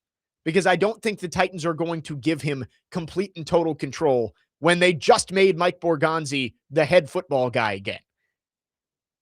I think that if John Harbaugh wants to come here because he believes in Cam Ward and believes in the resources that they have and believes in Mike Borgonzi, I think he's going to be willing to compromise on a collaboration in picking the roster rather than, no, it's my way or the highway, if he really wants to come here.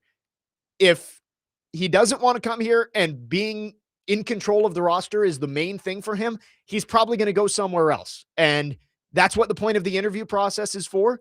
John Harbaugh is going to learn more about what the job would be like here. Titans are going to learn more about John Harbaugh. They're interviewing 15 other guys, and there are other good candidates out there on the market.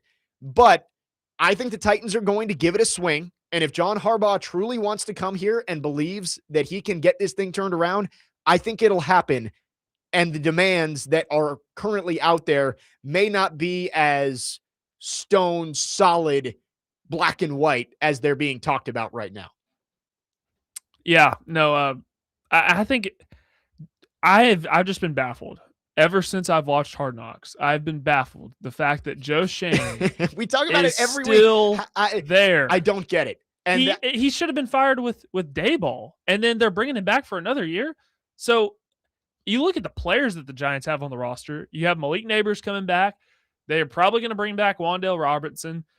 Cam Scadaboo will be coming back from injury. Tyrone Tracy's a good RB2. You got some great pieces on the defense, so it's attractive. But at the same time, you want to work with Joe Shane? Right. Well, and that's what I'm saying is that I don't think there's loyalty to Joe Shane there. Like if John Harbaugh comes in and asks for roster control in New York, he's going to get roster control. I think Joe Shane would probably understand that. I don't know if there would be the same willingness to demote Mike Borgonzi here, but I think if John Harbaugh really wanted to come here, I don't think that would dissuade him as long as he's getting a say in the players.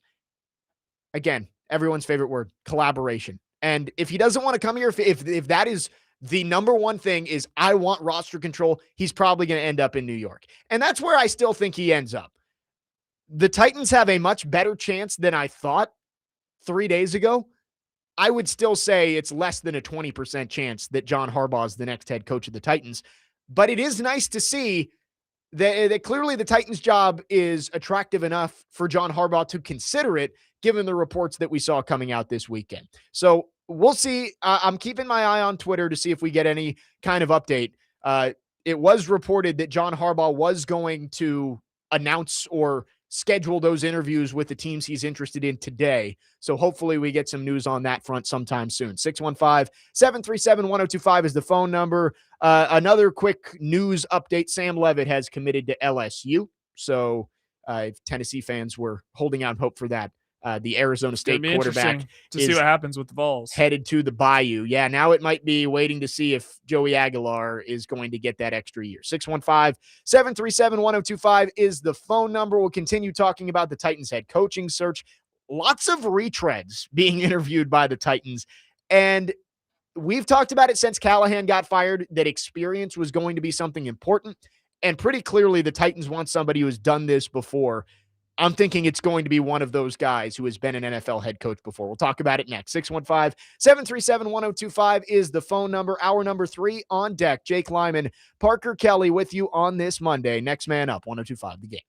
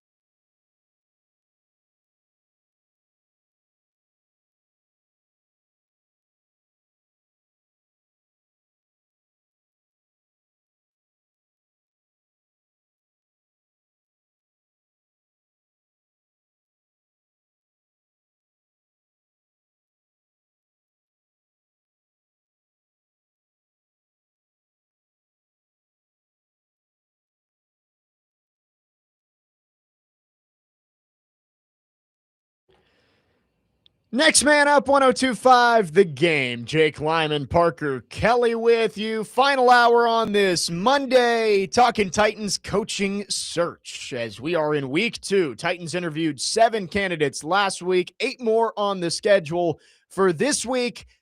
And John Harbaugh looming over all of it. We just went through some of the reports over the weekend that make it seem like John Harbaugh might be a little more realistic than we had previously thought. Here's another report from Jonathan Jones of CBS Sports. 2 sources on interested teams said their belief is Harbaugh's top choices among the vacant jobs are the New York Giants and Atlanta Falcons in some order. Those sources added that the Tennessee Titans are in 3rd place. So again, I said less than 20% chance he ends up being the next head coach, but that's more than I thought it was going to be at the end of last week. And if you get him in the building and you at least have a chance at that point, John Harbaugh, I think, would be the home run hire that everybody is looking for.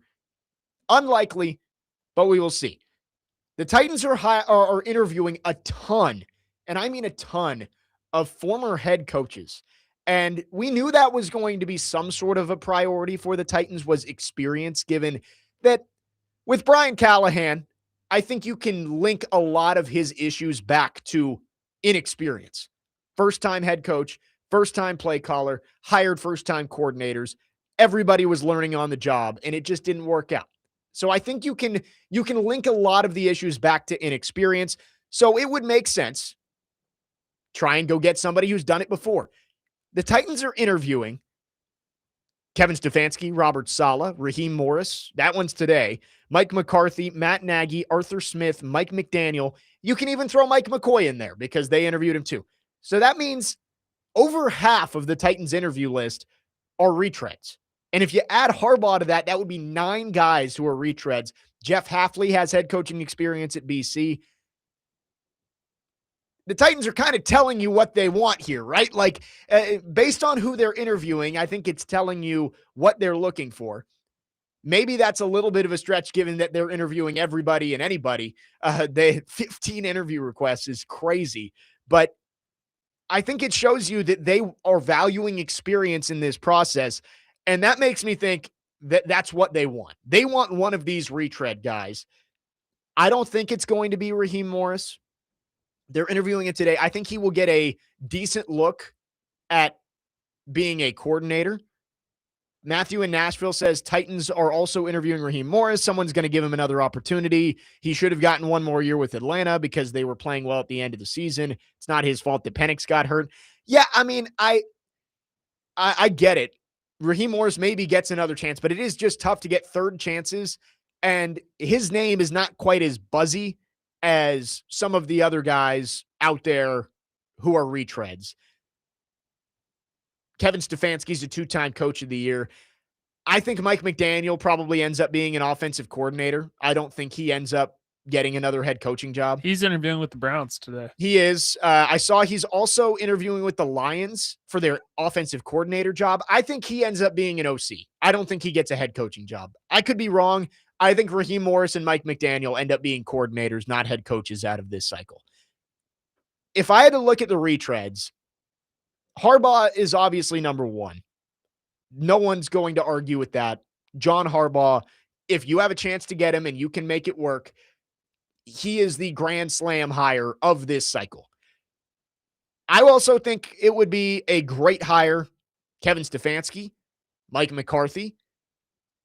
Then you get into the next tier, which is probably Saleh, Nagy, Smith. But I think that's one of those names I think is going to end up being the Titans head coach. I had thought maybe Jeff Hafley, and that one's not completely out of the question. And Shula and Minter, it's not impossible that they go with a first-time head coach. But I think they're telling you what they want by how many retreads. And I didn't even include Jason Garrett. I forgot to put Jason Garrett in there too. Another former head coach that no one else is talking to. So I think the Titans are, it's one of those things where major league managers will tell you, like, you'll know how I feel about a certain reliever by how I use him. I think you can see what the Titans are valuing based on who they're requesting. And I think they're going to go with somebody with experience. I think Harbaugh's in a tier of his own. I would put Stefanski, McCarthy as your next two, and then Saleh, Nagy, Smith. There's my pyramid of retread head coaches and how I'd feel about One them. more time. Harbaugh at the top. He's tier one all by Okay. himself. Stefanski and McCarthy would be the next tier for me. And then Saleh, Nagy, Smith would be in the third tier.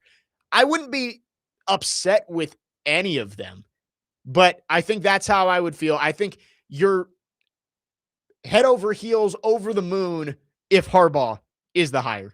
I'm really pleased if it's Stefanski or McCarthy. And then the other three, I think it's a good hire, but I don't know what Not the sexiest. I don't know what the ceiling would be for Saleh, Nagy, or Smith. I think it's a fine hire. It wouldn't get me as excited as the other three would.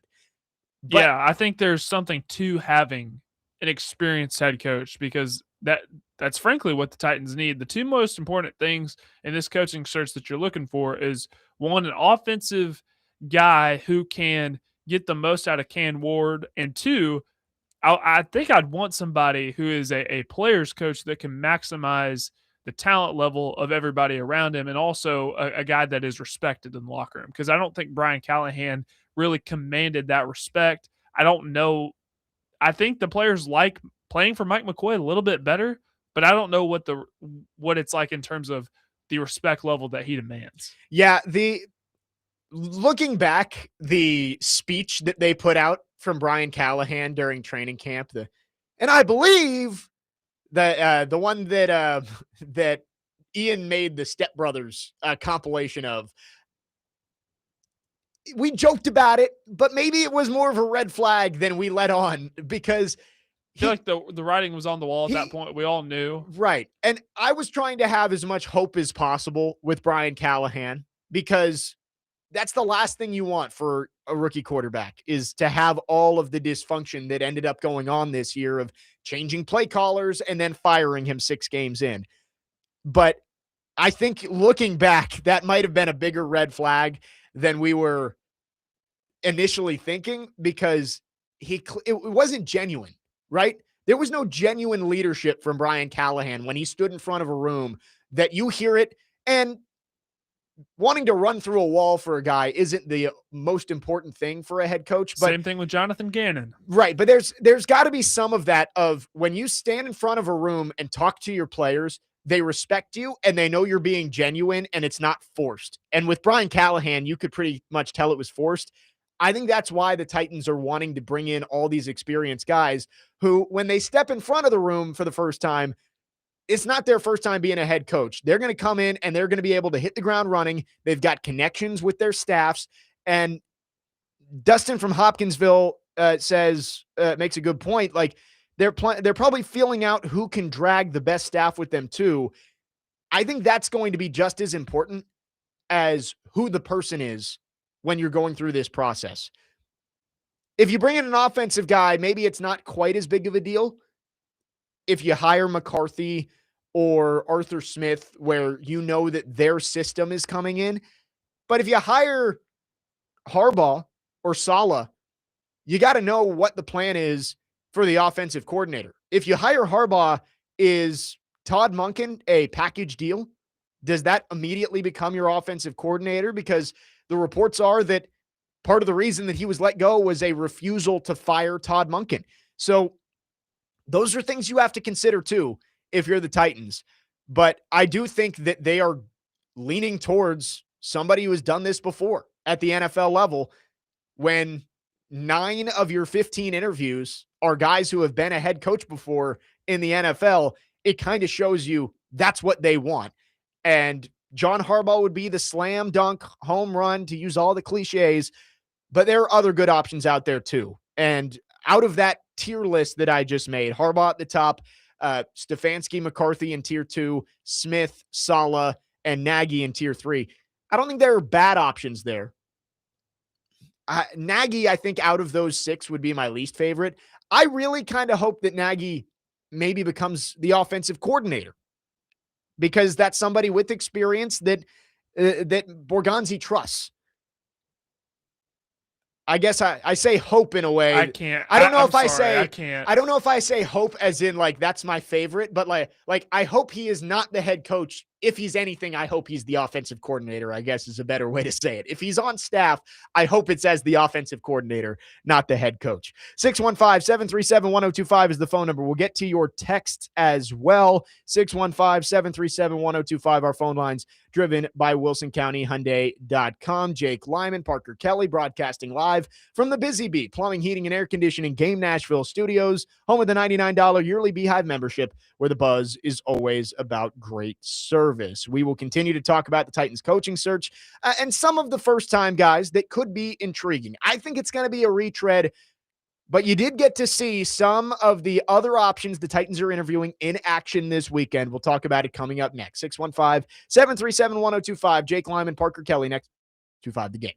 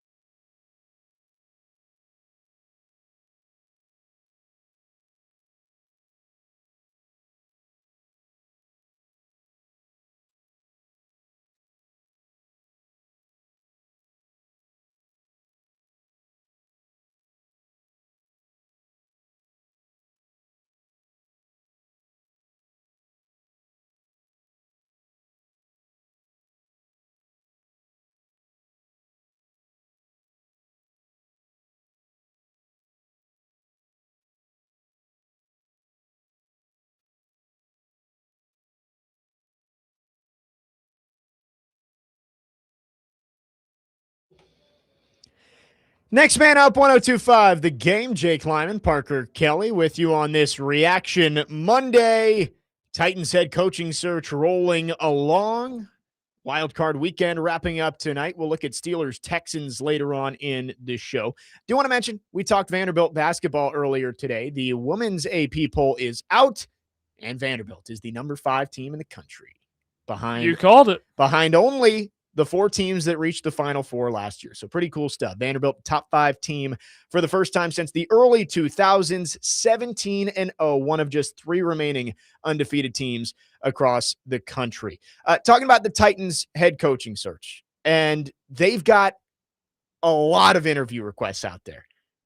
For comparison, when they hired Brian Callahan 2 years ago, the Titans interviewed 10 candidates. When they hired Mike Vrabel, did we talk about this last week, Parker? Do you know how many candidates they interviewed? When they hired Vrabel? No, not off the top of my head. 3. 3 to 15. They interviewed 3 people for that head coaching position in 2018. Mike Vrabel, who got the job, Matt LaFleur, who was the OC, and I believe it was Steve Wilkes, who fulfilled the Rooney Rule. That was it. That was all the Titans interviewed in 2018. So Mike Borgonzi is uncovering every stone that he possibly can. 15 interviews out there, and there still could be more to come. John Harbaugh is the name that we're waiting on to see if he will take an interview with the Titans. Lots of retreads there. Most of the inexperienced candidates are defensive guys. You look at the coordinators that they're interviewing. It's Jeff Hafley, Jesse Minter, Chris Shula. Who else have they interviewed? And actually, I was thinking about the previous head coaches. I didn't even put Steve Spagnuolo in there, who they interviewed, and he's a former head coach in the league. So it's even more than we thought are former NFL head coaches. But you look at the first-time guys, it's mostly defensive guys. And I think that makes sense. You want to bring in guys who are leaders. That has been Mike Borgonzi's number one thing since this search started is we want a leader. And it doesn't really matter what side of the ball. But when you're bringing in first-time guys, I think defense is probably safer. And I did see some tweets over the weekend after Saturday because two of the guys the Titans are interviewing, you got to see their defenses in action. And Chris Shula gave up 31 to the Panthers, and Jeff Hafley gave up 31 to the Bears. And I saw some tweets of, are you concerned about Jeff Hafley and Chris Shula's defenses in the playoffs not holding up? And there's been talk of Jeff Hafley, the Packers fans want him gone. Why would you want him as a head coach? Being a defensive coordinator, being a good defensive coordinator isn't really a prerequisite for being a good head coach, right? Like, I understand the offensive gurus, you need to see the production from their offensive scheme because that's a large reason why you're hiring them is the X's and O's. When you're hiring Jeff Hafley or Chris Shula or Jesse Minter, you're not hiring them because their defense is good.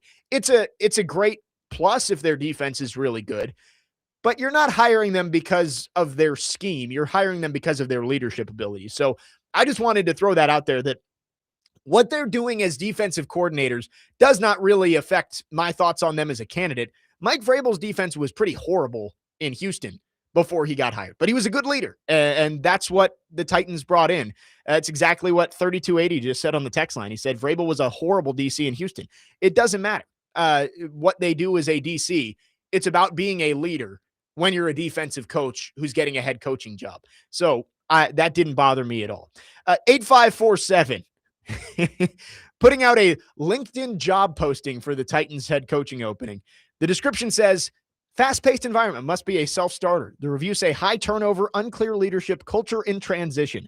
Why would Harbaugh or anyone else with actual options find that compelling? I'm genuinely curious your thoughts. Maybe I'm just a salty fan, but I don't see it. Parker, do you have the Borgonzi clip from last week about what makes the Titans job attractive? We can hear straight from Borgonzi on that. But in my mind, the Titans job, yes, you do have to understand the ownership and the structure and the dysfunction that the Titans have had over the last few years. But there are a lot of pluses when you look at the Titans job. Here's what Mike Borgonzi had to say when he was asked what makes this job attractive. 6 job openings right now around the league, Mike. Why, in your opinion, is this job an attractive one for prospective candidates? Like I said, I think we have some really good people in the building, people that are respected throughout the league. In the front office here, I think we have a young rookie quarterback that is ascending. Obviously, be a second-year player next year. I think we have a young nucleus of players that you can build on here, that have started to kind of build this culture the way we want it to be. Jeff Simmons. I mean, who wouldn't want to coach Jeff Simmons on defense? We have the city of Nashville. Really, I mean, it's a great place to live. And we have a new stadium coming. So there's a lot of really good positive things to come here. But the first thing is the people in the building. We have, a lot of experience here throughout the building, a lot of good people. And we have, support from our ownership group. And Amy supports us in everything that we do here. So, yeah, those are really the reasons why I think, this will be a really attractive place for a coach. So that's what Mike Borgonzi had to say when he was asked what makes this job attractive. And I think he hit on the key points there of you've got Cam Ward, who by all accounts from a lot of coaches, they like him. Kevin Stefanski, I think it's been reported that would be an attractive reason to come here is because of Cam Ward. We'll see. John Harbaugh apparently spent the last couple days watching Cam Ward and Jackson Dart film. So we'll see if that intrigued him a little bit. I think you look at, as Mike Borgonzi said, the young nucleus of players, you've got some building blocks. Jeffrey Simmons was mentioned. Peter Skoronski took a huge step forward this year. J.C. Latham is still a guy that you have high hopes for to be a stalwart on that offensive line. You've got Chim Dike, Alec Iamaner, Gunnar Helm as weapons on the offensive side. I don't know how much you can count on from Kevin Winston and Femi Oladejo right now, but they're guys with high potential. So there are building blocks. I would argue the Giants' job is a little bit more developed right now. You've got those pieces that are already ascending to be top players in the NFL. Abdul Carter did not have a great rookie season, but Malik Neighbors, Brian Burns is already an elite pass rusher. So maybe there's more proof of concept with the Giants, but you can see the building blocks here, and you've also got the resources. Number 4 pick, $100 million in cap space. There are a lot of reasons this job is attractive. It's just, can you look past the dysfunction of the owner? And I think if you're John Harbaugh, you know that if they bring you in, and just using Harbaugh as an example here, but the same could be said for Mike McCarthy or some of these other retread guys, Kevin Stefanski. If they bring you in, they're betting on you for the long term. And it's one thing to fire Brian Callahan after 23 games. You're not firing John Harbaugh after 23 games. And to be fair, the expectations are low. I mean, you go 7-10 this year, and it's a step in the right direction.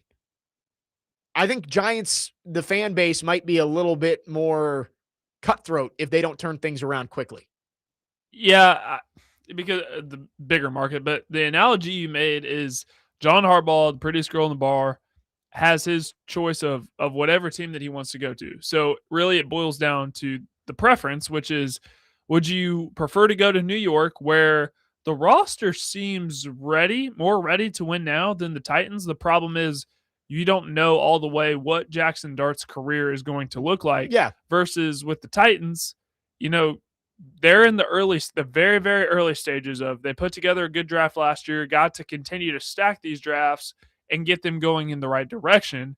But they seem to be in the very, very early stages under Borgonzi of trying to get this thing turned around. So the good thing about John Harbaugh is, I don't think the fact that he spent 18 seasons in Baltimore should turn anybody off of Harbaugh, because he knows what works, and he's experienced, several different coordinators, several different quarterbacks, several different, coaches that he's had to work with. He knows what works. So it really just boils down to preference. Right. And he found a way to win sustainably. I think that's the most attractive thing about John Harbaugh, is the floor is so high. A bad season for John Harbaugh would be going 7-10. And for Titans fans, that would be so nice to, you have an off season, you missed the playoffs by a couple of games. But most seasons, you're right there in the thick of things. And yes, the eventual goal is to win the Super Bowl. Can John Harbaugh get you there? He hasn't been to the Super Bowl in 13 years. He came up short with 12. Yes. Yep. He came up short with a 2-time MVP quarterback in Lamar Jackson. So there are questions about John Harbaugh, but in terms of a guy who's going to come in and get this thing going in the right direction, you couldn't find anybody better. 4676 says, consider the unattractive aspects of coming to Nashville as a new coach, primarily Amy Adams. And no, it's fair that might be a concern for some people, is, hey, the dysfunction in this building, you fired a winning general manager and a winning head coach and just cratered this franchise. How do I know that you're going to stay out of it and let me do my job and try and turn this thing around? New York, you have to deal with Joe Shane. Here, you have to deal with Amy Adams. Right. So there are pluses and minuses to every job, but you can tell by the reporting that John Harbaugh being at least interested in the Titans shows that this is a more attractive job than you may have originally thought. And even if you don't get John Harbaugh, I think there are some pretty decent consolation prizes out there that were more likely the focuses of Mike Borgonzi's search. I'm sure that Mike Borgonzi was prepared for the possibility that John Harbaugh got fired because that was rumored and talked about for weeks. But I doubt that Borgonzi and his staff spent a whole lot of time on Harbaugh as a candidate. He's fallen into the laps of all these teams that need a head coach as an option. But I trust that Borgonzi has done his homework on a whole lot of different coaches that in the likely scenario Harbaugh goes somewhere else, they're going to be able to find somebody who gives them similar things. He's going to do his due diligence. No doubt about that. Right. Dustin from Hopkinsville says, if we get Harbaugh, he's going to draw free agents. This team's going to look a lot different in year one, player-wise. If they hit on Harbaugh, go into the stadium, the stars align for years of winning football, and we become a huge market. That might be wishful thinking, but at the very least with Harbaugh, you feel like you don't have to worry about coach. And if Cam Ward can develop, and if Harbaugh comes here, it means he believes in Cam Ward. If you can get coach and quarterback right, everything else becomes a whole lot easier for you. Look at the Chiefs. The last couple of years, yeah, they've had some stars. Chris Jones, Travis Kelce, Tyreek Hill in the early stages. But they had coach and quarterback. And if you can get that right, you're feeling pretty good. Maybe John Harbaugh, similar situation as Andy Reid when he was let go from the Eagles, maybe that ends up being the guy who can get this team back into being a contender. 615-737-1025 is the phone number. Our phone and text line driven by WilsonCountyHyundai.com. Continuing to talk the Titans coaching search, and we'll get into the divisional round of the playoffs, which will be finalized tonight. Steelers and Texans will preview that game as well. 615-737-1025. Jake Lyman, Parker Kelly, next man up, 1025 The Game.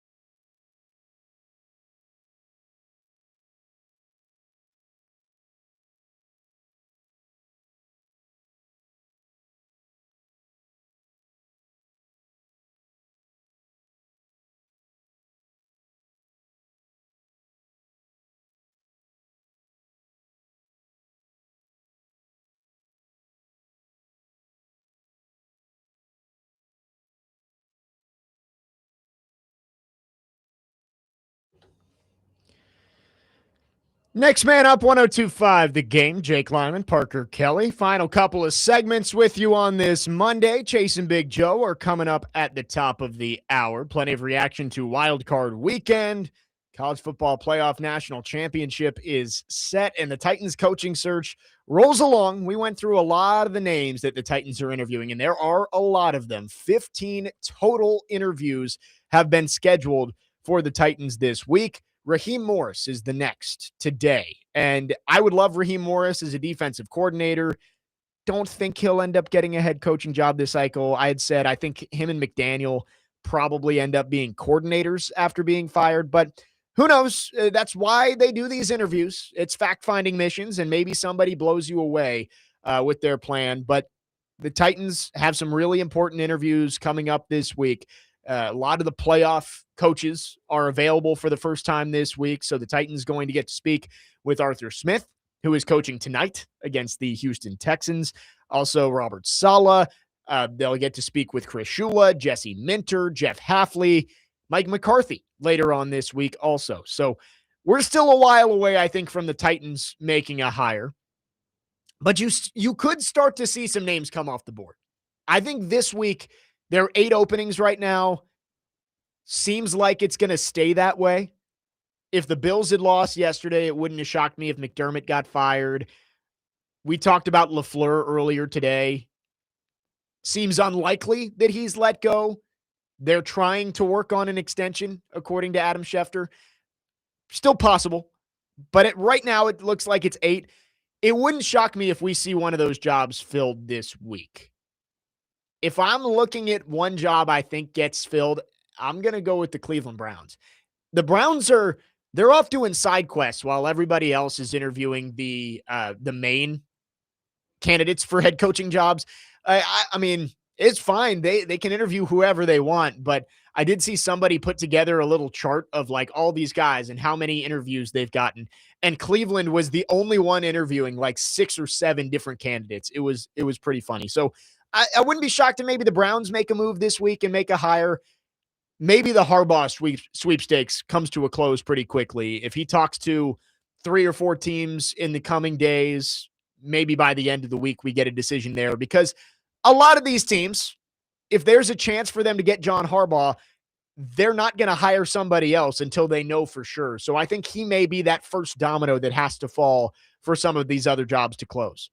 But the Titans have a lot of work to do. 8 more interviews coming up this week, maybe more. And again, it starts with Raheem Morris today. The NFL playoffs have begun. Wildcard weekend almost in the books. And as we look ahead to divisional weekend, the one thing that bothers me is the scheduling here.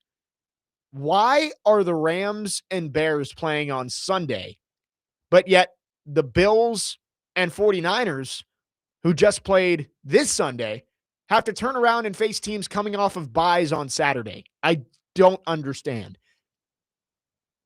Robbie and Joe said it in the morning show that it's the NFL playoffs. People are going to watch no matter what time you put it at or what network you put it on. Why are we making the Bills and the 49ers play on 6 days rest against teams that have had a week to prepare? And then the Rams and Bears, who both played on Saturday, you're giving both of them an extra day. It does not make any sense to me. So just like the college football calendar, the NFL playoff calendar, at least for the divisional round, doesn't make much sense. Right. I mean, either. at least for the college football playoff one, you could look at it, and the reasoning was you didn't want your best games competing with the NFL. I get that. You had 2 NFL games on that first Saturday, so you put A&M and Miami in the noon slot, so it got to stand alone. And then you put Tulane and Ole Miss and Oregon JMU up against the NFL because you weren't going to get your full allotment of ratings anyway. You might as well put those in those time slots. It feels like a competitive disadvantage for teams like the Bills and the 49ers who, to be honest, they've both been pretty banged up this year. And Josh Allen, maybe not 100%. The 49ers just lost George Kittle for the year. I don't really like that scheduling plan. Steelers, Texans, the winner of that game had to play on Sunday. So that made sense. That one. If there's any team that needed the rest, it's the 49ers. Right. I don't get it. The extra day. One of them, I guess, had to play on Saturday. So maybe that's why they did it. They said, I guess we can't we can't make just one of those teams play on 6 days rest and not have the other one, but it's frustrating. But we got some good games. 49ers, Seahawks. The Seahawks defense, the way they shut down the 49ers last week, makes me think that the Niners, especially without George Kittle, are going to struggle to put up points against that Seattle defense. Bills, Broncos, that one might be – it's tough. Rams, Bears, Bills, Broncos, those two games are both going to be phenomenal. I am going to be hopefully seated for both of those games. We're traveling to Newark to take on Michigan on Monday, but hopefully there will be some time to be able to watch those games because Rams, Bears, you got two number one picks who are nearly, over 15 years apart going against each other. Matthew Stafford, Caleb Williams. The Rams, widely regarded as a Super Bowl contender. Can Chicago get the win playing at home and get to the NFC title game? And then Bills, Broncos. Josh Allen has struggled this year against good defenses. That Texans game, I believe it was that Monday Night Football, where he got sacked 8 times. I'm a little worried the Broncos defense is going to suffocate that Bills offense, and Bo Nix will just have to do enough to win that game for Denver. That's kind of how they won all year. And honestly, when I look at these NFL playoffs, Josh Allen is, obviously Aaron Rodgers, but he's out of his prime. So with Josh Allen, who's currently in his prime, I look at these teams and I look at the experience they have at quarterback. And it was so easy to pick the Jacksonville Jaguars yesterday because they had won 8 in a row. Their defense was top 5 in the NFL in forcing turnovers. They were able to get to Josh Allen, but he turned into Superman. He put on the cape when need be. So that's the risk you're taking when you're looking at this game. Will Josh Allen turn into Superman? But also, too, I think the Broncos defense is a lot better. So we'll have to see. Yeah. And it's in Mile High. Right. That was where I was going next, that is a really tough place to go in and win. Both those teams that got buys, Seattle and Denver, maybe two of the toughest home field advantages that you'll see across the NFL. So the Bills, keep saying it. If Josh Allen's going to go to the Super Bowl, this is the year. You don't have to face Mahomes or Burrow, who have ended their playoff runs every year since Josh Allen has gotten this team to be a legitimate contender. You don't have to see him, but you do have to go on the road and face the best defense in the league in the Denver Broncos in Mile High on 6 days rest. Not going to be easy, but that's going to be a great game. I kind of just want to believe in Josh Allen getting it done until he proves he can't, but it's hard to count him out when he can turn to Superman at any given moment. If that game's close down the stretch, Bo Nix is a fine quarterback. But if it's close down the stretch and it ends up being on the shoulders of one of those quarterbacks to go make a play to win the game, give me Josh Allen 100 times out of 100. 615-737-1025 is the phone number. Last call for phones. We will get to some of your texts on the text line coming up next. Also, look at Steelers and Texans tonight. Final game of Wildcard weekend. Who is heading to Foxborough to take on Mike Vrabel, Drake May, and the Patriots? We'll do it next and wrap up the show. Jake Lyman, Parker Kelly, next man up, 102.5 The Game.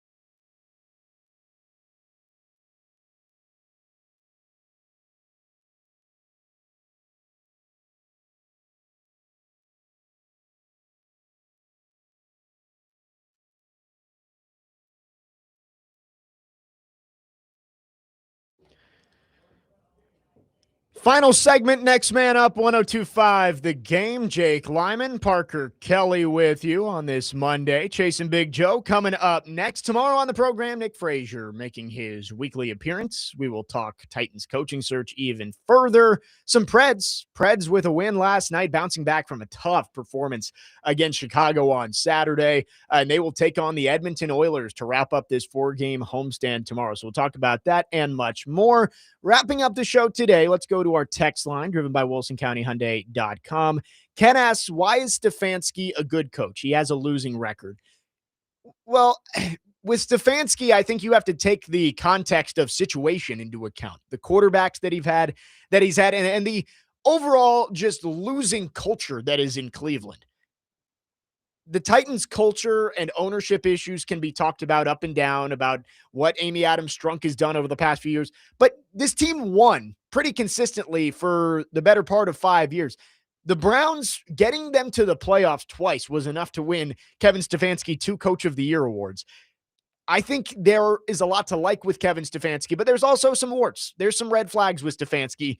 He would not be a perfect hire, but I think he could bring a lot of what the Titans want in terms of an offensive coach with experience who can work with Cam Ward and develop him while also not learning on the job like we saw with Brian Callahan. Bob says, I don't get the Harbaugh hype. He had Lamar for years and a loaded team and hasn't really done much but make the playoff. I think lots of coaches could have done that with that lineup, save $10 million a year and get me someone else. And maybe that's what ends up being the decision. There is negotiation on both sides in terms of these demands. John Harbaugh could come in and interview and ask for whatever he wants, and the Titans could say, you know what, we're good. But I don't think you do that with John Harbaugh. The hype around John Harbaugh is the sustained consistency of winning that he's had with Baltimore. Winning the Super Bowl, yes, it's the ultimate goal of everybody. No one wants to lose their last game of the season. But it's very, very difficult. 31 teams are disappointed at the end of the year. John Harbaugh's done it once. And yeah, he's come up short with Lamar Jackson, but he's a guy who has a consistent pedigree of success. And you bring that here, and you at the very least know that you're not going to be one of the worst teams in the league with John Harbaugh as your head coach. And if you get him the right pieces, the right players, and Cam Ward develops into a franchise quarterback, that's what you need to contend for a Super Bowl. And then it's just about, I don't want to say winning the Super Bowl is about getting lucky, but if you continuously put yourself in the conversation, you have the chance to break through and win one. And John Harbaugh at least gets you in that conversation with just what he's done as a head coach over the last 18 years. So is he going to be the Titans head coach? I would say very unlikely. Again, 15 to 20% is kind of where I'm at right now. The reports are that they would be his third choice as of right now. But we will find out hopefully later today whether he's going to give an interview to the Titans. And if he just gives an interview, at least that shows you that this job is more attractive than you may have wanted. Dustin from Hopkinsville says Lamar is heavily overrated, in my opinion. There's some fourth down drops that change the whole outlook on Harbaugh. Ask Andrews. Yeah, I mean, last year against the Bills, if Andrews doesn't drop that pass, who knows? Maybe they end up beating the Chiefs that year. It's possible. We don't know. And when the Titans beat him in the playoffs, that was just the Titans taking advantage of Lamar's flaws of, we're going to keep you in the pocket, we're going to put pressure on you all night long, and we're going to force you to beat us down the field. And he couldn't do it. There were some drops there too. I know Hayden Hurst had a couple of drops that were bad in that game. But when it comes to the playoffs, sure, you can say that he was not able to break through and get you to where you eventually wanted to go with the talent that he had on that team. But having the team consistently in the conversation is better than what the Titans have been dealing with for the past couple of years. 615-737-1025 is the phone number. Benjamin says about Stefanski, he's the most successful Browns coach in my 28 years of living. Yeah, that deserves. Brought him to the playoffs twice, won a playoff game. Right. Stefanski, I don't think he would be perfect, but I think it would be a good hire. He'd been better than what you had. Right. So, right. Same thing with Harbaugh. Like, you got to get out of the cellar. Harbaugh would provide stability and even, more than that. Right. So we're being very picky if we're saying that Harbaugh is being overhyped in this process. John Harbaugh coming in here would be Look a at who you dream had. come true for the Titans based Look on at what who he's you done. had. Right. Tonight, we've got a couple of big games coming, one big game coming up. Steelers and Texans from Pittsburgh. That is going to be an interesting one. Texans, I believe in the Texans as a legitimate contender to win the AFC. That defense, the way they're playing, and CJ Stroud has been quietly really good this year. I like the Texans. I like D'Amico Ryans. Is this the last game that we ever see Aaron Rodgers play tonight in Pittsburgh? Could be. I'd say if they win tonight, then this is definitely his last season, but he's left the door open to returning for another year. I think he's done. But there is a little part of me that is like, man, Aaron Rodgers, could he live without being the center of attention? Like, Well, he said, after he's done playing, he just wants to hang out with his wife and not be in the middle of all the internet rumors and all that. Give me a break. Aaron Rodgers loves being the center of attention. Like Lane Kiffin. I mean, he can say that all he wants of, I just want a quiet life. I want to get out of the spotlight. He would have retired years ago if that was the case. To Puerto Rico, Cuba, wherever he was. The ayahuasca retreat. Ayahuasca. The darkness retreat. I watched that documentary on Netflix. It is weird, dude. It is weird. Aaron Rodgers is a strange dude. And he didn't always used to be like that. I don't think he's going to be one of those guys who goes into a broadcast booth. That also doesn't feel like him. But he's not going to stop wanting to be in the spotlight. I do not believe him when he says, I just want a quiet retirement. No chance. But I do think I lean towards him being done. But that part of me where it's like, can he live with being outside of the NFL and no one talking about him? I don't know. I think this is probably the last game we see from Aaron Rodgers. The Texans defense is good enough. I think they're going to rattle him. And I mean, they're 12-2 down the stretch. To be honest, I don't see the Steelers winning this football game tonight. No, I mean, they don't have the offensive firepower. DK is back at least. He is back. Yes. So that's a plus that for is them. That is a big plus. But the Texans defense is, I think, the best in the NFL. I think Derek Stingley is going to make DK Metcalf coming back miserable. Kind of a moot point. Yeah. It is a really tough place to go win. Heinz Field at night, Renegade playing like no longer Heinz Field, is it? Sorry, Acrisure Stadium. R.I.P. Heinz Field.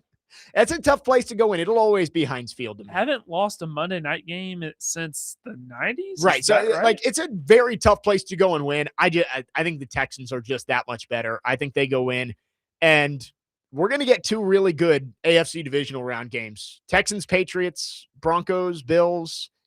I said it earlier. I think it's pretty wide open of who could end up coming out of the AFC. Wouldn't shock me if any of those four teams did. I think the Steelers would be the only team remaining that's alive that would shock me if they went on a run. A couple texts. Benjamin says, A-Rod, soon to be podcaster. Yeah, that's where I see him going. He's going to go make a podcast. And how popular do you think that would be? Does anybody really care what Aaron Rodgers has to say? Well, I'm sure there's a large section of people that would listen if it has Aaron Rodgers' name attached to it. Absolutely. I think it would maybe get some hype right off the bat. I don't know if he has the sustaining power to build that into a brand. Pat McAfee would listen. Pat McAfee would listen and probably would continue to have him on the show. And probably play clips of the podcast on his program. Right. Dustin from Hopkinsville asks, is Rodgers coaching after this? I don't see that happening either. Coaching and broadcasting, the two main retirement careers for NFL players, I don't see those either being a fit for Aaron Rodgers. Here's the truth. When football players stop playing football, they just can't get away from the game. They either have to go into broadcasting. I mean, that's what I did, you know, or they coach. I guess we'll see. Aaron Rodgers may be playing his final game of his NFL career tonight. Texans and Steelers, final game of Wildcard weekend. Tomorrow on the show, Nick Frazier is with us from 9 to noon. We'll continue to talk Titans head coaching search as it rolls along. Chase and Big Joe are coming up next here on 102.5 The Game.